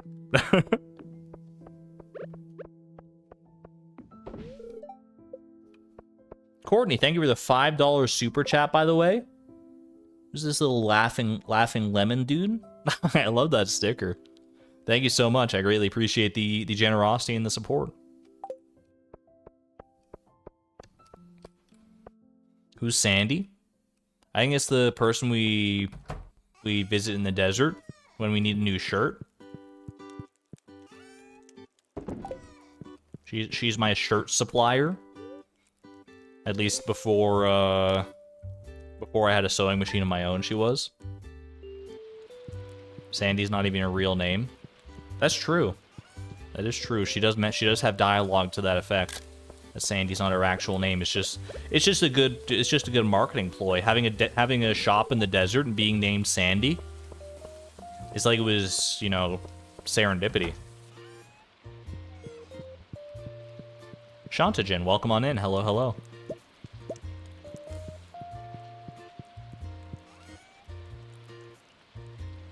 At least Sandy is easy to befriend. Her heart seemed to go up quickly even years ago. You think Sandy has a secret hidden buff to her friendship meter? That'd be kind of fun. All right, tomorrow's Egg Festival. We do want to go to that if we want to have a chance for Year of the Strawberries. Not going to be this year, but next year we can just stock up on a good supply of strawberry seeds, and we need at least 127. We might buy more than that depending on how our like giant crop grind goes and stuff. I don't think I have any other strawberry seeds already kicking around, so get ready for that. I'll buy like 150 strawberry seeds to be on the safe side. Which technically might not even be enough, depending on if we like get the tool upgrades and stuff to make the field even more manageable. But I was gonna say, maybe we should get like 200 strawberry seeds or something like that. I think the full field is like 202 tiles if everything was cleared off, minus the space for the sprinklers. 200 should be more than enough.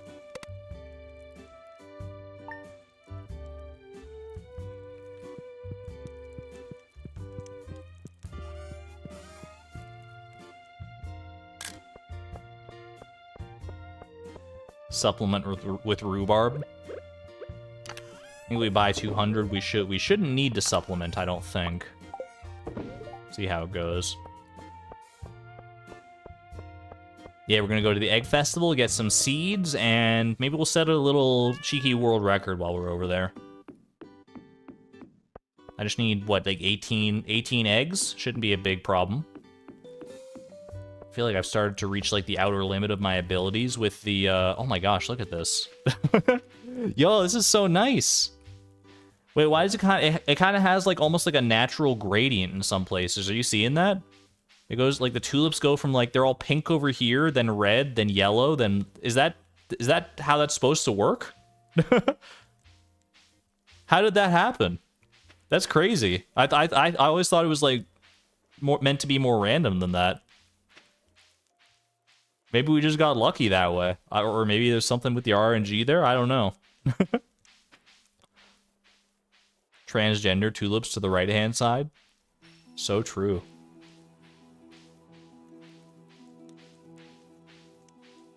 You think flower color is tile-based? Maybe it had something to do with the checkerboarding. I don't know. Question for Blade, I guess.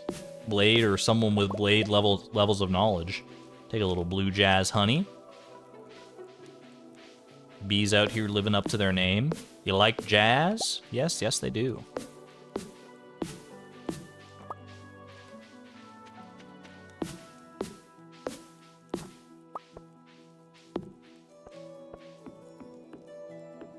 Blue jazz aren't doing that. They're more random looking. That's what I was thinking. Yeah, the blue jazz are a bit more scattered.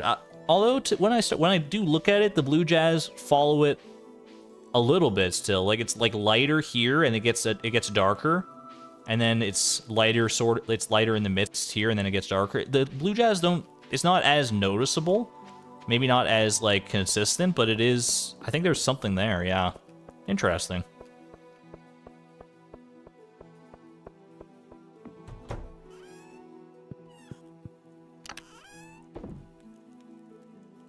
Blue jazz honey. Honey, wild honey. Do I already have any blue jazz honey just kicking around? I think my flower honey I keep in here.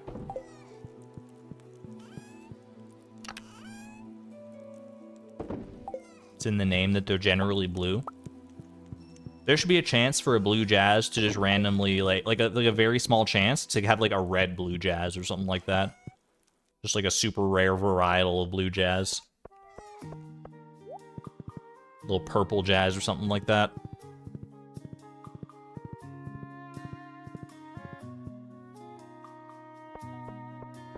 All right.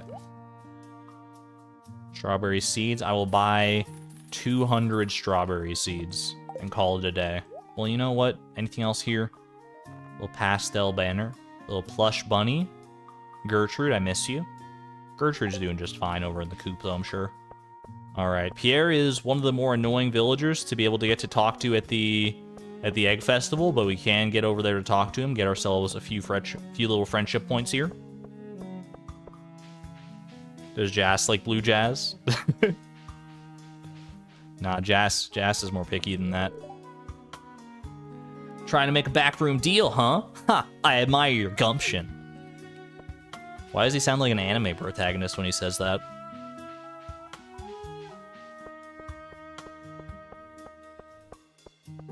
Gumption is a great word. It's so true. Wait, can I be little bunny with a hat? Line it up just so. Hold on. Hold it. Hold. I can't quite line it up. Wait, that's pretty good. All right, that's pretty good. This is acceptable. Take a picture. 1, 2, 3, everyone say eggs, eggs! All right. Speaking of eggs, let's get this hunt on the road, shall we? Sounds like a 1920s villain using words like gumption. Hello there, Maria Bonita. All right. I'm feeling 16 eggs on this one. I'm ready. I'm focused. Eyes on the prize. There's 1,000 gold on the line. That could make or break me. My farm is in pretty dire straits these days. I need that money. The office job? Double the salary? Triple the salary even? Okay. Maru, that's my egg. That's my egg, Maru! Don't talk to me! Don't talk to me! You're wasting valuable egg time! We're only gonna get like 15 eggs now. Oh, gosh.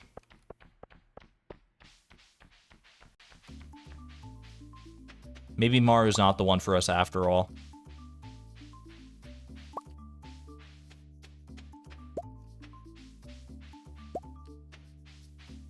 Focus. Focus. I can still get 15. I can still get 15 is still a valid, respectable number of eggs. Good, good. Pay no mind to Mayor Lewis's truck. Ooh, no, I missed it. All right, 14 eggs, 14. All right, the house is so big.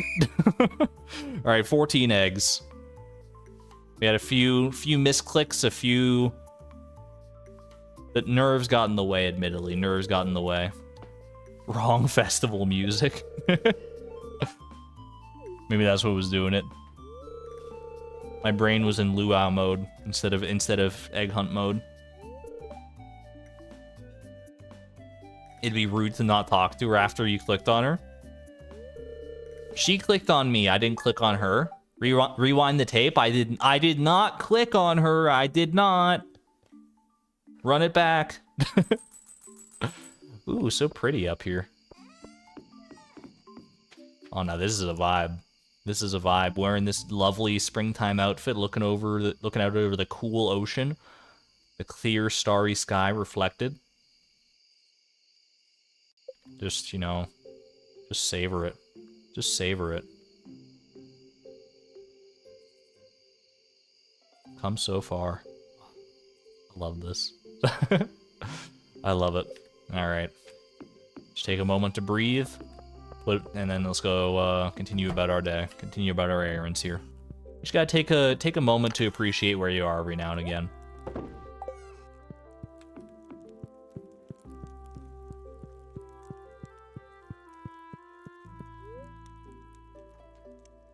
Do I watch Northern Lion? You feel like I have most of his vocal mannerisms / phrases baked in. I do watch my fair share of Northern Lion, and I have to imagine it comes through in my commentary to a pretty heavy degree. Northern Lion and Dan Giesling, two of my favorite streamers to watch. I definitely pick up some things from them. Might be partially a Canadian thing, but it's probably mostly just a Northern Lion thing.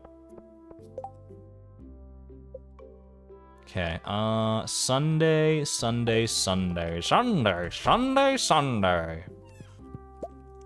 Happy birthday, Haley, but also happy Sunday, Pierre, because we're gonna go give him another rabbit's foot. I dare I do. How's Pierre coming along? He is... Where are we at with Pierre? Just about at 8 hearts. When's his birthday again? It's like the very last couple days of spring, right? 26th of spring. We can probably get there before his birthday even, honestly.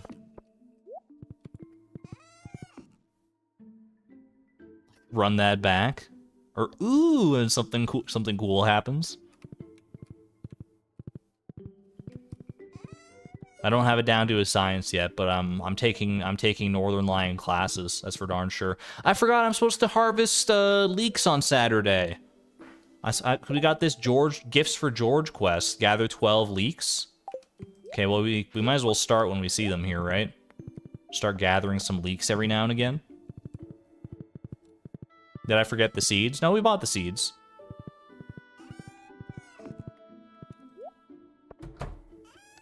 Speaking of Dan Giesling, have you watched him in the new season of The Traders US? I have not. Yeah, we got 200 strawberry seeds there. I have not watched Traders yet. I'm not even sure what it's really about. I know it's like a reality TV show, probably like Survivor, Big Brother adjacent. But I'm not too familiar with it. But I definitely should make some time to watch it when I get a chance here, because I am a big noted Dan Giesling fan.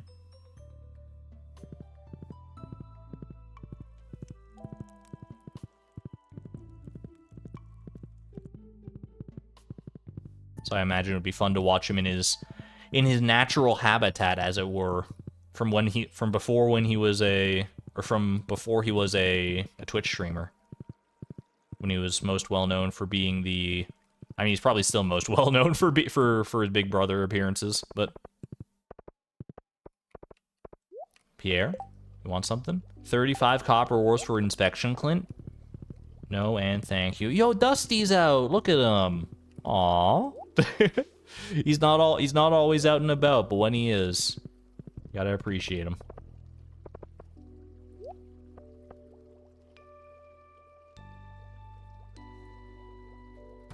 Traders is very similar to Mafia, if you know that game. I do not actually. It's like it's one of those, like, you know, social, like, subterfuge games though, right? It's got some behind the counter blues. Just go give Wumbus a hug. He'll help you through the day.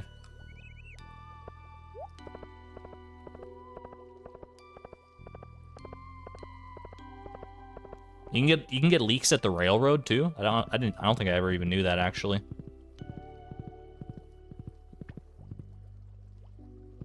I rarely go up to the railroad to forage anything anyway. Store some leeks here. The silver quality leek, I don't really want to store. I mean, we don't need to give George the 12 leeks that I forged, I specifically forged for him. I just need 12 leeks in general. So I can consume this one here.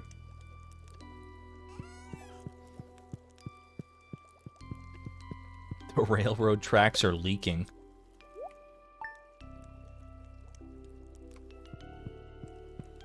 Behind the counter greens, +2. Do you think Pam and Gus were ever dating? I don't think so. I think they've just been good friends. You know. I mean, the bartender makes friends with everybody, especially the regulars. So I have to imagine that that he and Pam have been on good terms for a long time. I think it's just bartender energy, honestly.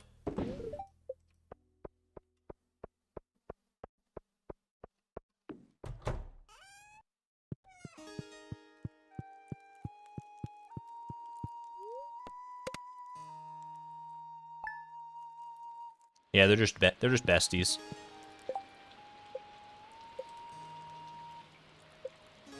I could definitely see Pam inviting Gus over for like a good old game of cards or something like that. Just a fun night of cards and drinks and snacks and all that stuff. They'd have a good time together. Not in a romantic way, just in a chillax way.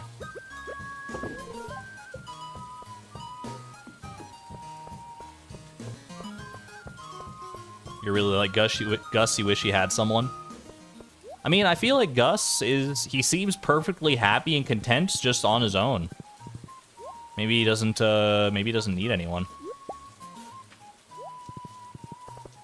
I've never asked him specifically, but I forgot you can actually go this way because I have the shortcut unlocked here. I can check for leaks a lot easier that way.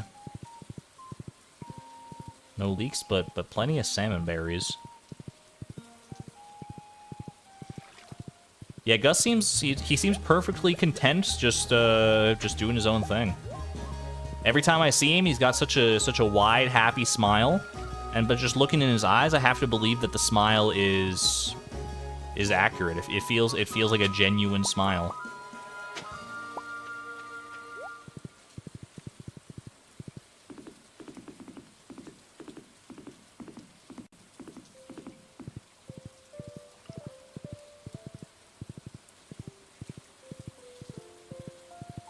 Did I get all the way around to the quarry? Not yet. I just wanted to check the railroad because someone said that I could get leaks up there too. But we got time. We can still go and check over yonder for more leaks. Speaking of. Boom.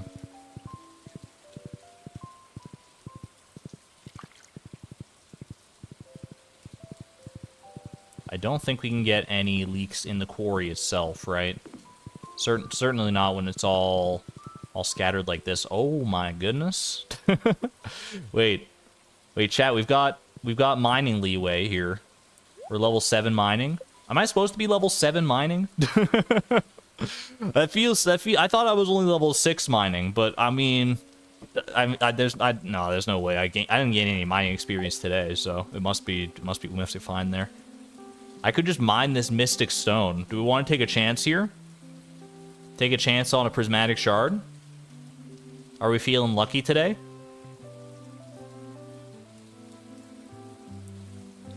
Alright, chat, everyone hold hands. Hold hands. And pray to the randomizer above. Prismatic shard. It's not a prismatic shard. I have so much iridium ore at home. What are you doing to me? I'll take the gold ore instead, honestly. Well, I'd probably take, I guess I'll take, I mean, I really don't need, well, I can eat this leek, because I'm not going to store this one anyway, so. Feels weird just leaving iridium ore on the ground like that. We have so much iridium ore. Oh my gosh. There's that chest up there, I forgot about that. Alright. Oh, I forgot to bring my movie tickets with me to visit Pierre today. That's alright, we can still go back and get them. I could reset the day. Are Mystic Stones not seeded? Is it random every time you break one? I honestly don't know. Budget prismatic shard.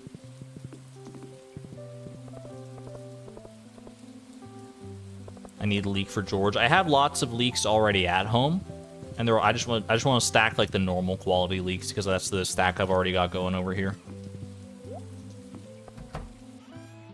I think it might be tied to the day. So if I reset the day and then broke it tomorrow, maybe I'd get something else instead, like a prismatic shard. Maybe. I've interfaced with so few prismatic shards in my time, or not prismatic shards, mystic stones. They're like one of the rarest naturally occurring phenomena in Stardew Valley, I would say.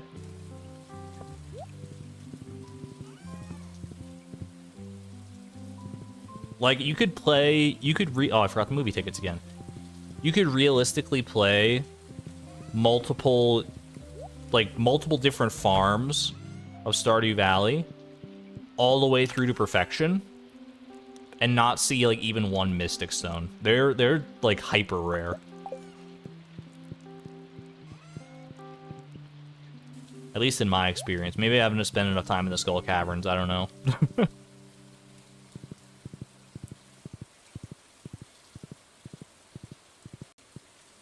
Seen them like maybe every 10 or so hours. You can definitely play through at least one perfection farm and not see one on that. I would say that that's probably pretty accurate. Yeah, thank you, Amanda. I appreciate it. It was a fun video. The video with Sal and Wickedy and Nino and Shawnee do. It was a good time. Good time for a good cause. All right. I used to be a pretty good boxer back in the day. My right hook was the stuff of legend. I was trying to think of a pun there. There was some pun that was trying to come to my brain, but it was like half formed. It was like a zygote of a pun.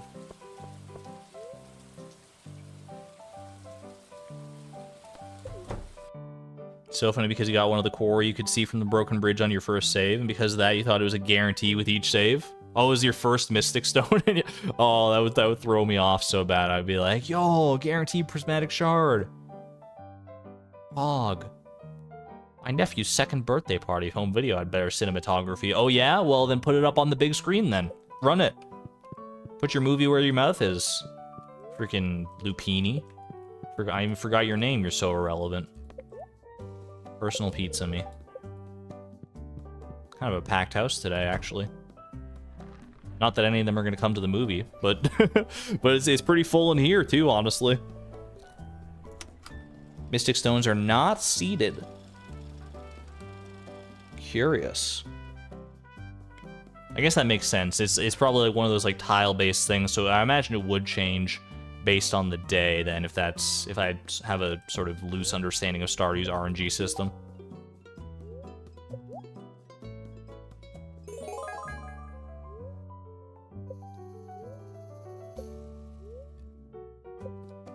Governor casually shows up for a movie. He doesn't even come in to watch the movie is the thing. I don't know what he's doing here. Chonky Raccoon. Gotta respect it every time I see it. With a right hook like that, you could put Willie out of business. Maybe that's where I was thinking. Yeah, there's some kind of fishing pun in there for sure. All right, what's our hearts looking like? We are just over 9 hearts. We are so close. Next week with the gifts and everything, I don't even think we'll need the movie next week. I think just 2 gifts next week and we've got it. We have 12 more people to befriend after this, which means 12 more chances that we actually get to use someone's birthday to help befriend them. Turns out Pierre is not going to be the one, but I believe that eventually one of these is going to sync up where we can actually use a birthday gift. The fact that we have, I don't know if we've been able to use like birthday gifts to help befriend anybody, honestly. I can't remember. We probably have, but it's been a long time.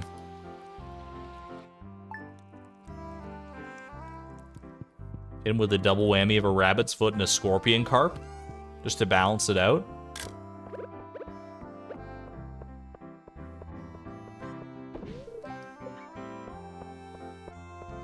%, sure Habu resets the same day for Prizzies on Mystic Stones. If anyone would know, it would be Habu, so.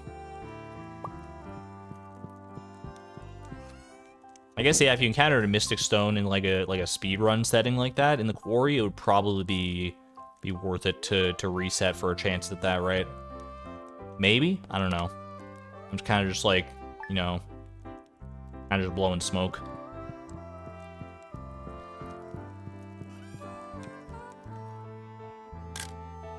He's delivering next month's film. It's a top secret job. Only the governor is good enough for it. Maybe the governor is more talented than we give him credit for.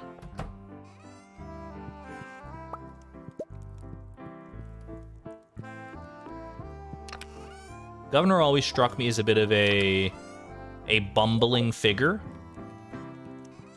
Not to say that he's incompetent. You can't be a governor and, I mean, you can't be incompetent and become a governor. You have to be competent in some way, shape, or form. But he always struck me as a bit like, I don't know, a bit off. But maybe he's more than meets the eye. Yeah, he does seem like his head is in the clouds. I don't know why he gives that vibe, but just a little bit that we do know about him, it's that's how it feels.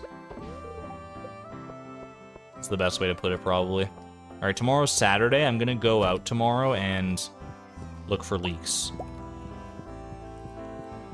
Saying it out loud so I don't forget it myself. Many of you were probably thinking the same thing, because chat is smarter than I am most of the time.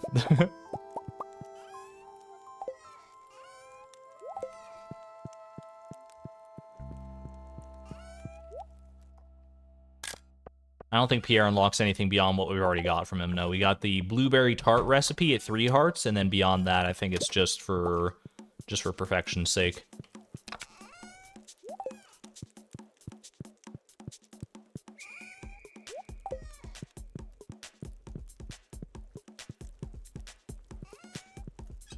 Could be the governor of the Film Society. Just gonna chomp on this largemouth bass real quick. Just eat a whole largemouth bass, bone in, with for breakfast. Yummy. Do do do do. Do an Emily dance just for you. It is Emily dancing time. I can't think of another good rhyme. Do do do do do.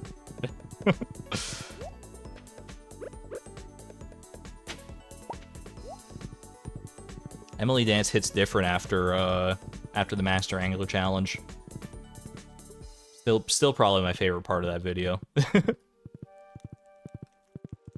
Who am I playing as right now? This is our good old friend Beatrix. She's part of the lore, part of the echelon. The extended Stardew cinematic universe, if you will. Man, not much luck with the leaks out here today.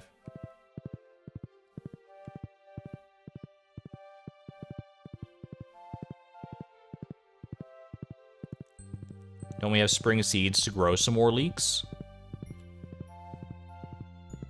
Maybe? Maybe we have spring seeds to grow leeks? It's a good question, honestly. I don't think we do. I can check and see. That would probably be the best way to go about it here, because we're only at 5 out of 12 and we got like a week to go here. So unless we get a truly incredible leak week, it's not looking great. Zipporah, welcome on in.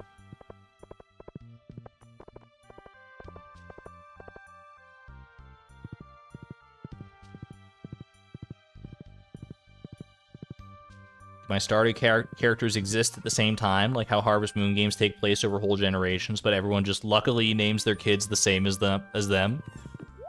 Real lore, by the way.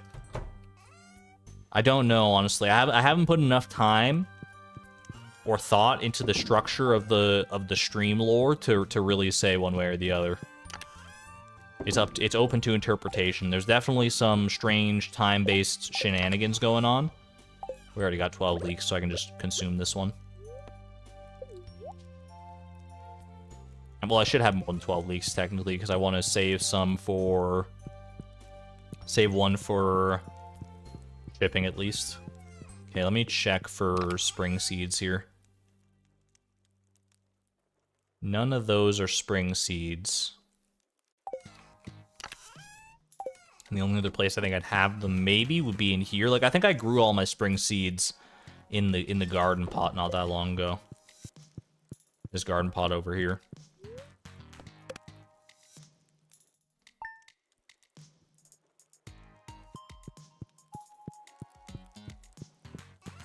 I guess yesterday, it was Saturday yesterday. I could have technically done the trade for spring seeds, but at the Desert Trader, but that's well, hindsight's 2020, I guess.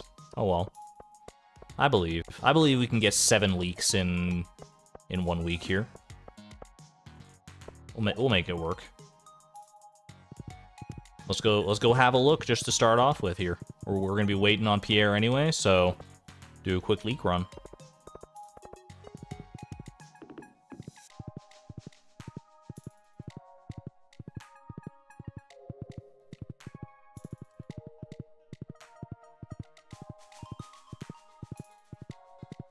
Wait, can't... Hold on, I want to check something. I just had a brain blast. Can't we get forage on the beach farm, and can't some of those be leaks? I didn't even think about that.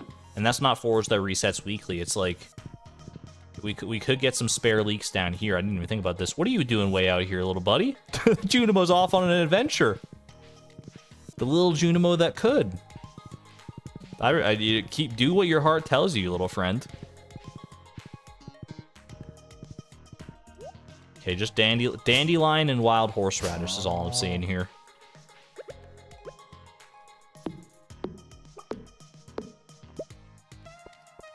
Why are we getting leaks for George? Because of this quest, gifts for George. George thinks no one in town cares about him. He'll be like surprised Pikachu face when we get befriend George as a quest. It's gonna be like, they do care, they really do care. Check my farm where I had the hardwood trees. This is where the hardwood trees were on the farm. Or do you mean the Ginger Island farm where the hardwood trees are all growing?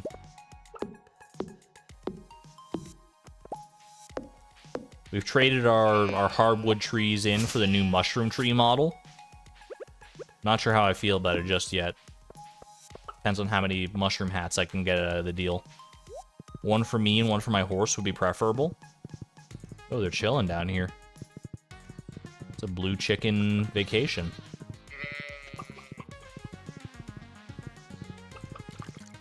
The blue chicken sabbatical.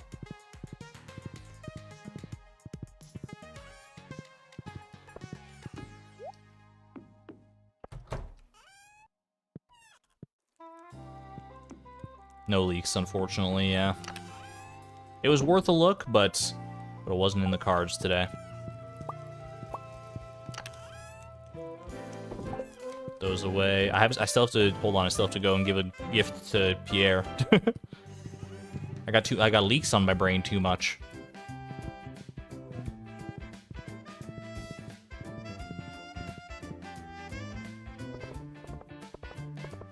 The first time you did that quest, you told George it was a prank, and you were shocked when you decided to throw them all away. Oh, that would break my heart so much. No. That would be so sad. I could never manage that, telling George it was all a prank or something like that.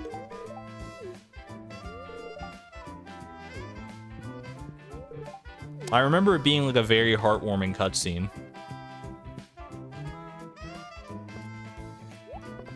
How you doing there, George? Hopefully I got some leaks on the horizon for you, but it's not looking good, I'm afraid. Is there a command for what song is playing or something? Unfortunately, I don't have that infrastructure set up, but I can tell you the name of this song is Dinner's the Big City. It's from the Quarry soundtrack by Lena Raine.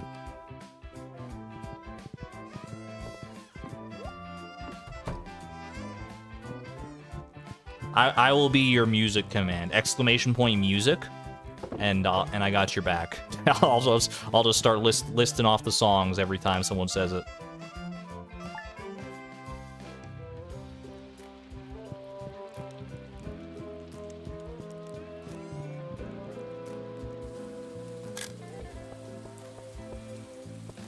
You wanted him to be extra surprised when you opened it? Oh, I see. You thought it was... Okay.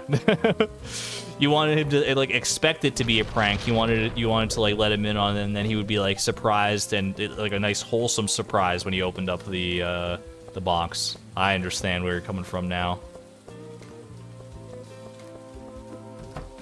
At least he got a good laugh out of it. That's good. That's good. It all ends happily ever after.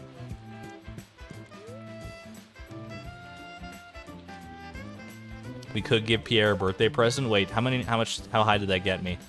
I can just go talk to Pierre. I don't even need to give him a present anymore. I can literally just talk to him tomorrow. In fact, I can talk to him today. I don't need to wait. Who needs to wait for tomorrow? The only reason we wait for tomorrow is for the movies. I'll just go give him a good old talking to. Actually, in fact, I'm not even doing any of the talking. He's doing all the talking. I'll lend my ear.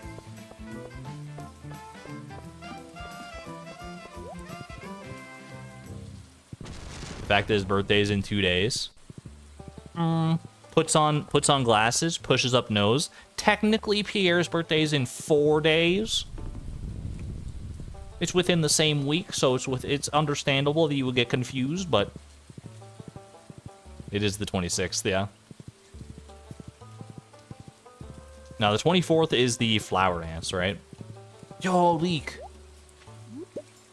Only 6 more to go.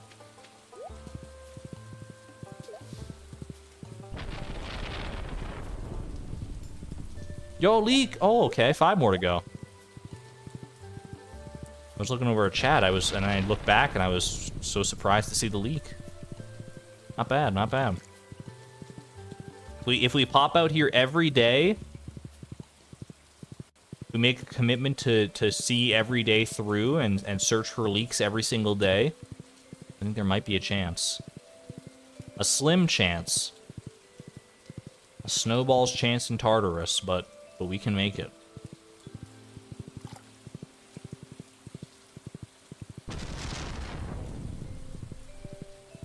Where did the staircase beyond the bus come from? That's from the community upgrades that you get. You upgrade Pam's house at Robin's after the community center and stuff. I think it has to be after the community center, right? And then,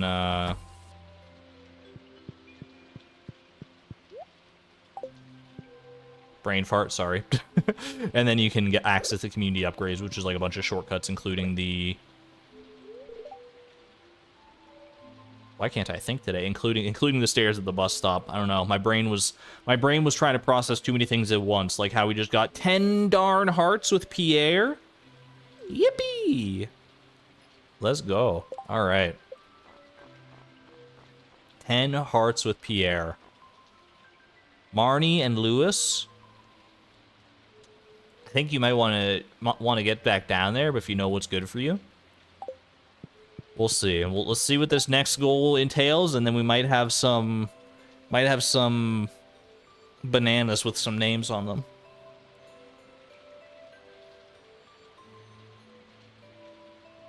Either way, let's go roll a new goal, shall we? I'm excited. This is not our first time having back-to-back friendship goals, but it could be our first time having back-to-back-to-back friendship goals. We've never had a triple friendship goal. Is today the day? I don't know. I kind of hope not, because, you know, these befriending goals, they wear me down. They exhaust me. Not that I don't love talking to these people and getting to see their stories and experiencing them, but, you know, it is the same old song and dance.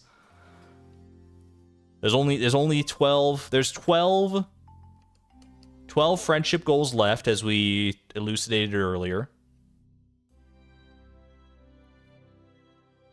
12 out of however many are left total here. There's no chance. There's no chance, right? Finish me this goal, please. Bam. Pierre has been befriended. 42.9%. 242 goals complete. I'm ready. I'm ready. The soothing sounds of winter take me to this next goal. Oh my gosh! I never thought I'd see the day. What? I can have 2 rows of backpack space. I finally earned it. We finally earned it. Bro, I'm literally standing in Pierre's shop right this second. I haven't left the store yet. Oh man, the randomizer knew. The randomizer's like, yeah, look, I knew we put you through a bit of a rigmarole here. Not only 2 befriending goals, but one of them was with Pierre. Have a backpack upgrade. Oh my gosh. Long time coming, that one. That is a long time coming. Wow. It's a historic... Look at how beautiful the sprite, the backpack sprite is. I'm gonna cry, man. Oh my gosh. Rebescapades, thank you for the gifted membership, by the way, to Sail MC. Thank you. I appreciate the support and the generosity. We've been waiting on this one for a long time, folks. And it's going to be a very quick... It might be one of the quickest goals we've ever had, but also one of the most impactful. We have seen this screen, this inventory screen, so many times up to this point. Time and again, one single row has been all we've had to work with. These 2 have been completely locked off to us, but now we've finally earned a little bit of breathing room here. Backpack upgrade, 24 slots, a mere 2,000 gold. Chump change at this point. Give it to me. Never have been happier to hear that sound. You got the large pack. Your inventory space has increased to 24. What is... It's so alien. It looks so wrong. Chat, I can press tab. I can tab between bars. What is this? Oh my gosh. Brings a smile to my face and a tear to my eye. That is incredible. Alright, well, goal complete. Back-to-back backpack upgrades incoming? Could you imagine, though? After 28 long years, that large pack has been obtained. A monumental occasion. Where were you when we doubled our inventory space? Now think of how much hay you'll be able to buy. You're so right. You're so right, Intensive Porpoise. Hay DLC just dropped. Alright, let's go, I still can't believe that, dude. It's just... I was so, like... I got such whiplash upon seeing this goal just, like, roll onto my screen. Like, I forgot this... Like, I know we've talked about the backpack upgrade, but we've talked about it so much in chat that it became, like, a mythological figure.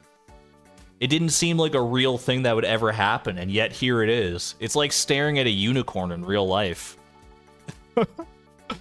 Finish the goal. It's done. We have a backpack upgrade. That's incredible. What in the world could even hope to follow up the backpack upgrade?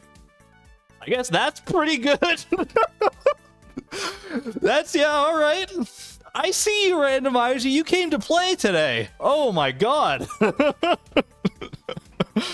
Wow. Yeah, all right then. All right. I'm just gonna go over to my little notepad here, write down marriage star drop, because that's a thing that's gonna happen now. Holy moly, Randomizer is popping off today. Okay. we have a very important decision to make here. We have a very important decision to make. I don't know if we make it right now. I think this might be a good place to start next stream. I feel like this goal in mind, we can all take some time to simmer, to weigh the pros and cons. Let me regale you with our options real quick, okay? I'm gonna leave you on this one because we are closing in on the 4-hour mark. We'll discuss this more on the next stream. and we can discuss it, and you can leave your options in Discord and stuff too. But I feel like this is not a decision you make on a whim based on a poll specifically.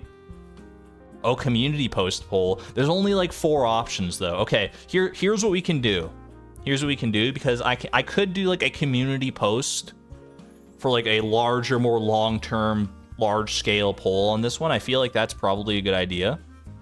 But we have to in order to do that, we have to narrow it down to 4 options, because that's the most that we can get. So let's go over here. Let's go and check our options, shall we? Wheel spin. We could do a wheel spin, but I don't know if that's... It is in the spirit of the randomizer, but I kind of feel like this is one where we have to take the reins back from the randomizer. I feel like we should get to have some say in this. All right. Yeah, that's actually honestly probably the better way to do it. Is the only options we don't have for marriage are Emily and Penny. We cannot marry either of them. Everyone else is fair game. So that is 10 possible options. We have to weed out 6. We have to weed out 6 options. And Krobus. Yes, that's true. Krobus is not an option either, unfortunately. 07 to Krobus. He would have been a strong contender for sure. Okay. So we want 4 options. We want 4 options for a poll. So let's go ahead and start weeding them out. Maru, I'm sorry. This. I mean, there's a lot of Maru stands in chat, and I am among them. I'm locking in Maru as one of our slots. So we only have 3 to pick from. Okay. We only have 3. Let's go ahead. I'm gonna veto Haley as well. We're taking Haley off the roster because we can't do that to Chloe. we've already locked. Like, Chloe's already married her. That's already locked in. I feel like we gotta take that out. Take that out of the running. You say no to Sam and Alex. Sam, here's the thing about Sam. Sam was our first marryable friend. Sam was the first. Obviously, Homie was our first friend overall, but Sam was like second. Sam was right there. Andrea Renee, thank you for the 5 months at the positron level, by the way. Haley is Chloe's wife and should be excluded. I'm with you. I'm very much with you.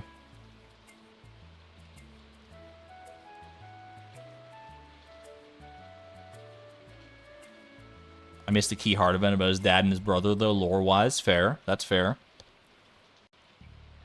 Okay, who are we not having in this conversation? Let's just try and figure that out. Who is definitely not in this conversation? Haley's not in the conversation. I don't know how many are we not Shane, not Harvey? Not Shane. Haley's not in the conversation. I'm content to exclude Shane. I'm content to exclude Alex unless anyone has good reasonings for Alex. Alex should be included.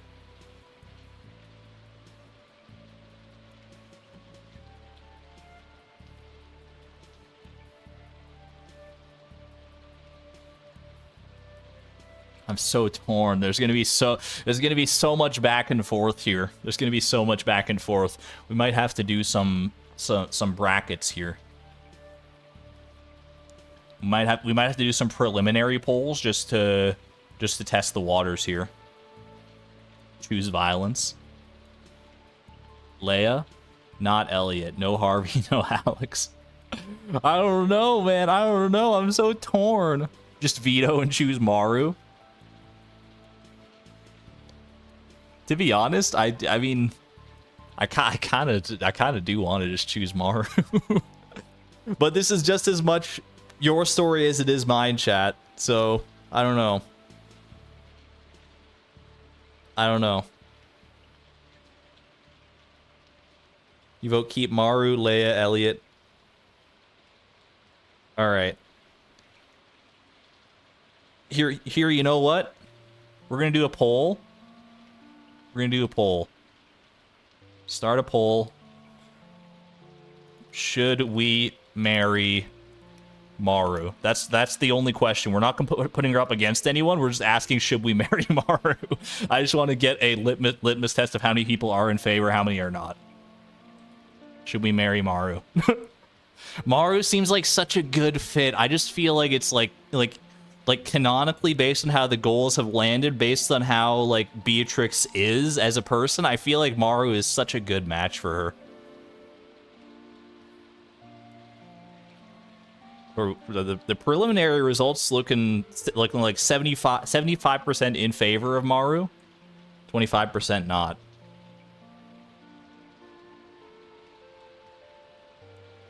Would Maru get along with the dwarf? Absolutely. Absolutely. Maru is like so like I feel like Maru would be so fascinated to learn about like the dwarfs like their history and like their technology and stuff. Maru and the dwarf go hand in hand. That would be a great little like familial unit.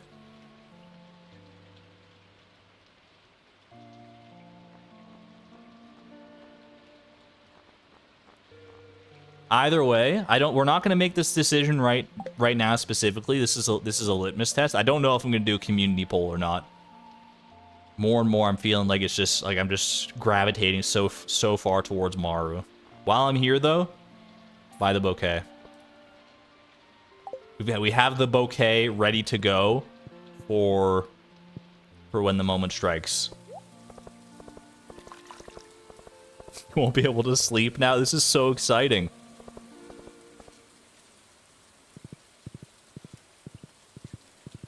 It's so fitting too. Now I just got my backpack upgrade. This backpack has room for 2. And we're finally about to bring someone into our life. It's gonna be so different. No matter who we end up choosing, chat, this is a pivotal moment. There's no going back here. I've got butterflies in my stomach just thinking about this. More than any other goal, this is such a life-changing goal. Community polls people who don't watch the randomizer can vote, so it can turn into a popularity contest. That's true. That's true.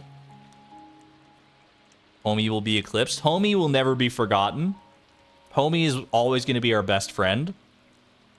But we can have more than one best friend. And let me put these leaks away. Get out of here, leaks. You're ruining the vibe.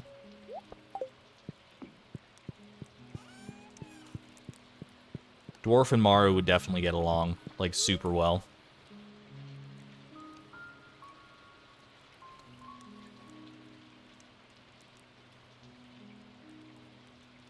I should make the final decision. Don't let chat influence me. But, I mean, chat, this is just as much chat's story as it is mine. I mean, a lot of the stuff that's happened here has been as a result of chat or by chat's influence, but it would make a really good story. Ultimately, it's Beatrix's decision. That's true.